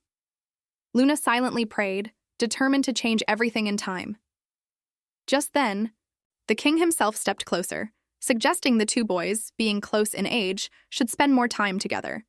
Cyrus carried himself with remarkable grace, politely greeting the Duke and Duchess, every bit the picture of a perfect young prince. He then stepped toward Kai on his own, extending his hand and saying he'd always been looking forward to meeting him. Kai was visibly flustered, standing frozen for a long moment without responding at all. It wasn't until Luna gently nudged him from behind that he finally stammered out a greeting in return. Watching Cyrus smile so brightly, the anxious weight hanging over Luna's heart finally settled. Cyrus then delivered another masterstroke, inviting Kai out to the garden for tea, making a special point to mention how delicious the cookies were. This time he'd truly won Kai over. All of Kai's earlier tension vanished instantly, and he turned back to Luna with excitement, his eyes brimming with anticipation. This first step had gone far more smoothly than she'd ever imagined. Kai shyly asked permission to go play with Cyrus for a while. Luna smiled and agreed, reminding him not to wander too far. Watching the two boys disappear together, Luna's heart swelled with joy beyond words. This was the very first friend Kai had ever made. As long as the two of them could play together, perhaps the tragic future could truly be avoided after all. Once the children had gone, the king and queen turned their attention to their other guests. Just then, an elder of House Richard approached, saying there was official business regarding a territorial dispute that required a private word with Brent. Brent instinctively glanced at Luna, a flicker of hesitation in his eyes. Luna, ever perceptive, told him to go handle his business. She'd be completely fine on her own. Brent stayed silent for a moment, and finally relented. But his tone as he left sounded exactly like someone giving instructions to a 3-year-old. He said he'd be right back and told Luna to sit tight and behave, and under no circumstances wander off. This mix of domineering concern left Luna both amused and exasperated. The moment Brent left, Luna sat alone, feeling a bit lost. After all, in a gathering this grand, she barely knew anyone. As she debated whether to try mingling a little, a voice suddenly rang out from behind her. A woman approached with graceful, deliberate steps, her tone dripping with undisguised arrogance. She mocked Luna for keeping up that same old attitude, not a shred of proper manners in sight. Seeing the fear on Luna's face, the woman's smile grew even more sinister. She remarked that Luna truly was forgetful nobility indeed, to have completely forgotten even the very woman who had raised her. The suffocating pressure nearly stole the breath from Luna's lungs as fragments of painful memory surged over her like a tide. At last she saw the true face of the woman before her clearly, Luna's own stepmother. At that very same moment, sunlight still shone brightly in the garden, where Kai, brimming with excitement, followed Cyrus in search of those legendary, delicious cookies. But just as they were about to reach the garden pavilion, Kai suddenly stopped in his tracks. The excitement on his face vanished instantly, replaced by confusion. Cyrus, who just moments ago had been warm and friendly, suddenly seemed like an entirely different person. He pointed straight at Kai and shouted, telling him not to touch him so casually, admitting he'd already grown sick of the sight of him. Cyrus declared that Kai had no business being the Duke's son in the first place, growing more vicious with every word. He even boasted about his sword training, claiming he'd already defeated his instructor, while Kai could only stand there dumbly. These words cut like a blade with no visible edge, and as Kai looked at this brilliant boy his own age, the last shred of his confidence was on the verge of shattering completely. The boy realized that if he stayed stuck exactly where he was, there truly was no way forward. And then, to everyone's surprise, Kai actually bowed his head. He earnestly asked Cyrus to teach him how to become strong, because he wanted to protect his mother. This unexpected sincerity left Cyrus completely thrown off, and the proud little prince ended up breaking his own rule to accept the request. And just like that, the relationship between the two boys finally took a turn for the better. Back in the banquet hall, while the children played happily, Luna found she couldn't manage a smile at all. The moment the stepmother opened her mouth, it was to sneer and mock. She stared straight at Luna, her tone dripping with undisguised malice, even bringing up Luna's son to twist the knife further. Though Luna couldn't clearly recall the past, her instincts screamed that she should stay far away from this woman. But since they were currently in public, simply turning her back and walking away would only invite even nastier rumors. With no other choice, Luna forced herself to put on a smile, stepping forward to greet her, even politely addressing her as stepmother. The stepmother, seeing this daughter now skilled in disguise before her, smiled even more wickedly. She casually held out a glass of red wine. Luna's heart lurched. The doctor had warned her over and over that given her health, she must never let a single drop of alcohol pass her lips.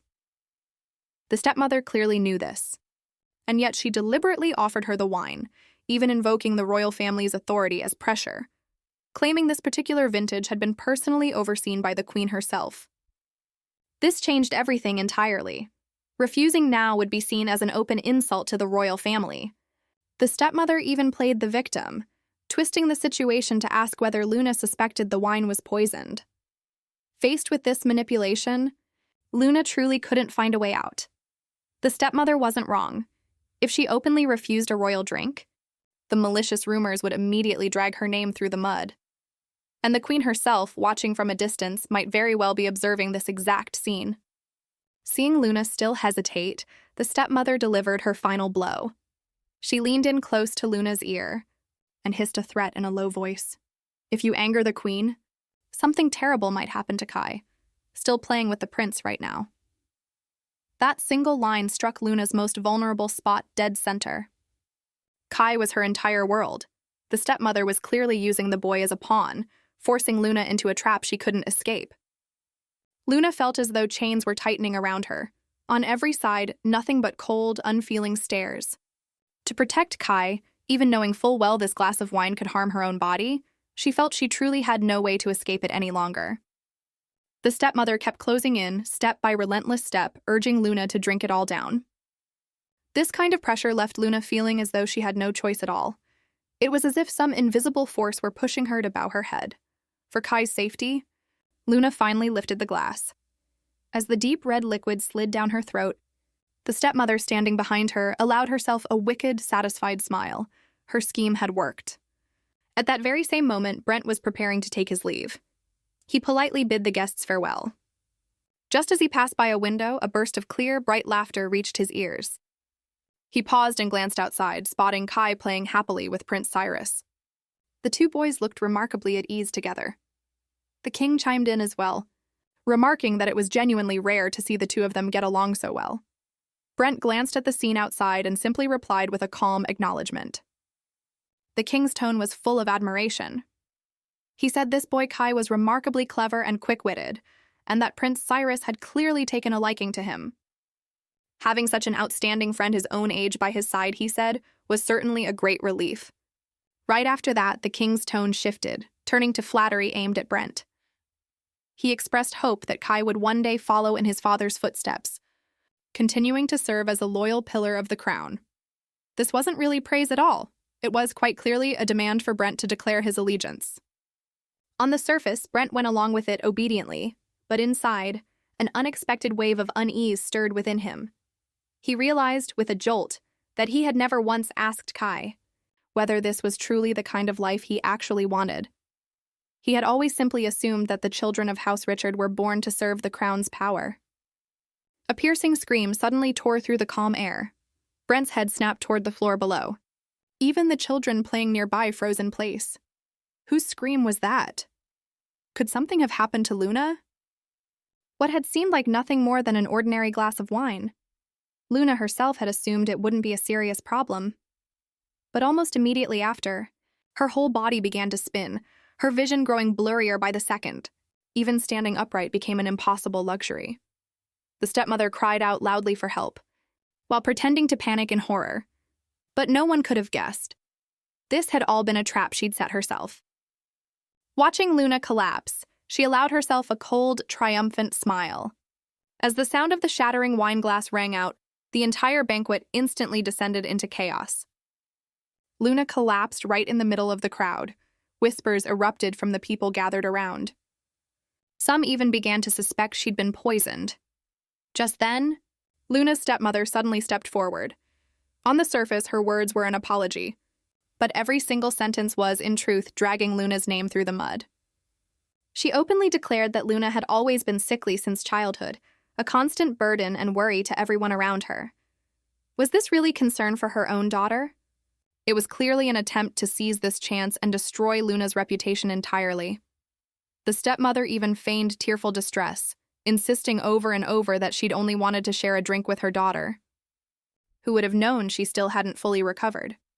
These words were a thinly veiled attempt to shirk all responsibility, all while conveniently trying to spirit Luna away. Just then, Brent and Kai pushed through the crowd. Seeing Luna lying unconscious on the ground, Brent nearly lost his mind with panic, having no patience left to listen to that woman's hypocritical explanations. He tasted a drop of the spilled wine on the ground and confirmed it wasn't poison. But the reality was, in fact, even more dangerous, because Luna's body couldn't tolerate a single drop of alcohol under any circumstances. This scheme, using someone else's hand to commit murder, was truly vicious. Exploiting Luna's physical weakness, someone had tried to kill her right in front of everyone's eyes. Brent immediately ordered someone to bring water. Every single second counted now. Luna had completely lost consciousness, with no way to drink water on her own. Seeing the situation growing more dire by the moment, Brent abandoned all noble decorum. He took a large mouthful of water himself, and in front of everyone present, leaned down and kissed her, forcing the water into her to help dilute the alcohol in her system. The entire hall fell utterly silent at the sight. Brent swept his cold gaze across the room, publicly declaring that Luna was allergic to alcohol. The killing intent in his eyes was enough to silence anyone who had just been gossiping. The Queen spoke up, suggesting Luna be taken to rest, and that the rest could be discussed privately later. Though her mind was full of questions, saving Luna's life came first. Brent scooped her up and turned to leave. But this debt, sooner or later, he would settle in full with whoever was truly behind it. Every time the stepmother thought of Luna's happiness, jealousy spread through her like venom. She was determined not to let that girl live in peace. Luna's birth mother lay in a cold coffin, surrounded by mourning voices. But this was precisely the outcome the stepmother had always dreamed of. Hidden in the shadows, she smiled to herself. From now on, that power which had never truly belonged to that other woman would have no one left to contest it. This was, in truth, a plot of monstrous proportions. As a child, Luna had once hidden behind a door, hearing her stepmother raving in a fit of madness. She had never imagined that the power she believed rightfully hers had in its entirety been passed on to Luna instead. Her father, standing nearby, was too meek and spineless to say a single word in protest. The stepmother's eyes burned with hatred. Even though Luna's birth mother was long gone, she still felt as if that woman's ghost refused to leave her alone. Luna lay weakly in her sickbed. Outside the door, the maids whispered among themselves. Her health had clearly been improving just recently. Why had she suddenly fallen ill again? Everyone sensed something was terribly wrong. Some even began to suspect this poor young lady had been cursed by some dark force. Luna thrashed restlessly in her unconscious state, unconsciously calling out for her mother. Those painful fragments of memory surged like a tide, threatening to pull her under completely. Luna jolted awake from the nightmare. Those fractured memories from before. Could they truly be this body's original past? Before she could even gather her thoughts, Kai and Brent had already rushed to her side.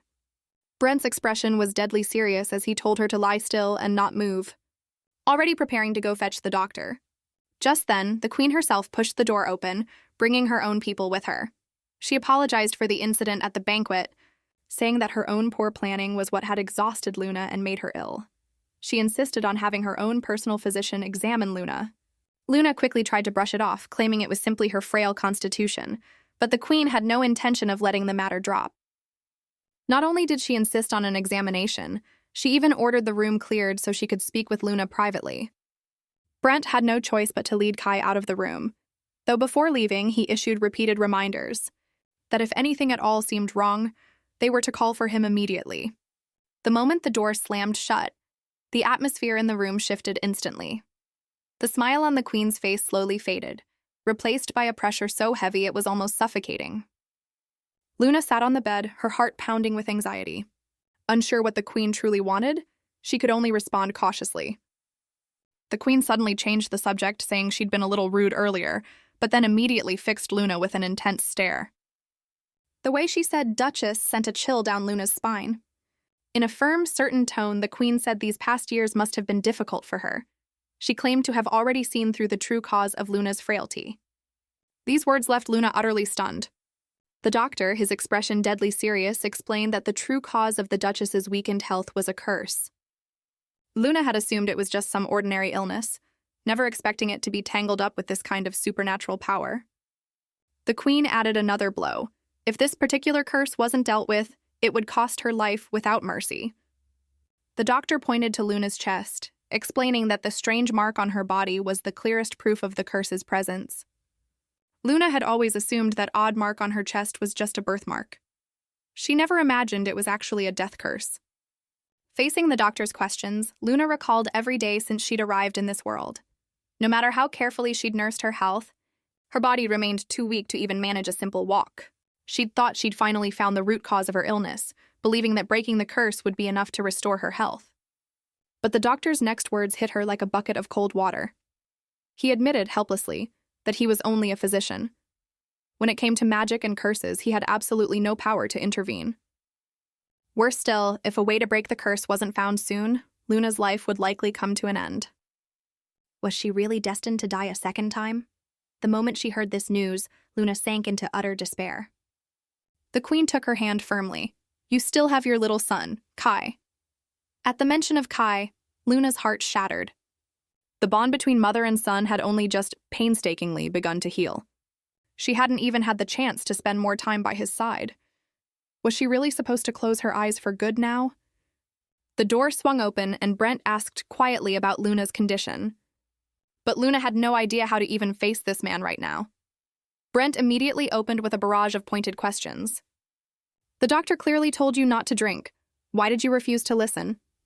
Luna could only lower her head and offer a humble apology. This suffocating, oppressive feeling made her feel as though everything had circled right back to square one. Seizing the moment, the Queen suggested that the still weak Luna be sent to the carriage first. Watching Luna's retreating figure, Brent finally sensed that something was deeply wrong.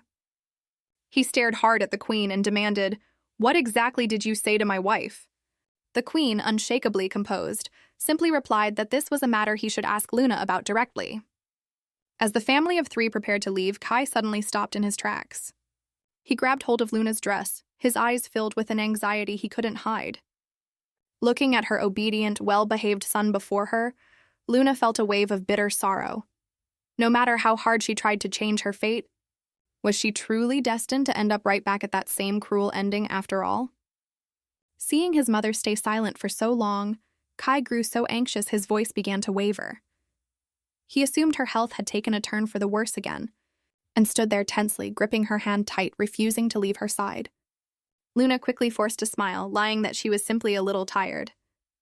She didn't want this child, still so young, to have to bear the pain of losing his mother. She gently took Kai's small hand and led him homeward. To distract him, Luna started asking if he'd had fun playing today.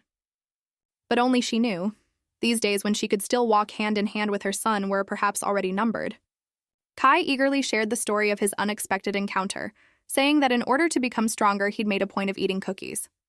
Luna couldn't help but laugh out loud, though Brent, beside them, remained silent the entire way.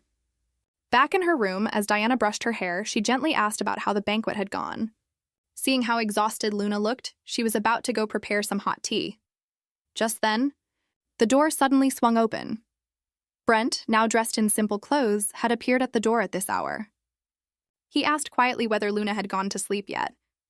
Diana, being sharp as ever, sensed at once that the atmosphere was off and immediately realized she should leave. She quickly found an excuse to slip out, making sure to quietly close the door behind her. In the now empty room, only the two of them remained, each carrying their own private thoughts. The moment Brent stepped into the room, he called her by name directly. Luna's heart skipped a beat at that. "It's this late already. What exactly do you want?" Luna's instinct was to deflect, making the excuse that she was too tired, insisting they talk tomorrow instead. But Brent had clearly reached the end of his patience. He couldn't understand why Luna always acted this way. They were, after all, husband and wife, and yet Luna always seemed to hold herself apart, hiding every secret away from him, never once thinking to turn to him for help even when facing real danger. Why did she so stubbornly refuse to lean on him? Faced with this relentless barrage of questions, Luna fell completely silent. How could she ever tell him that the curse was already counting down the last days of her life?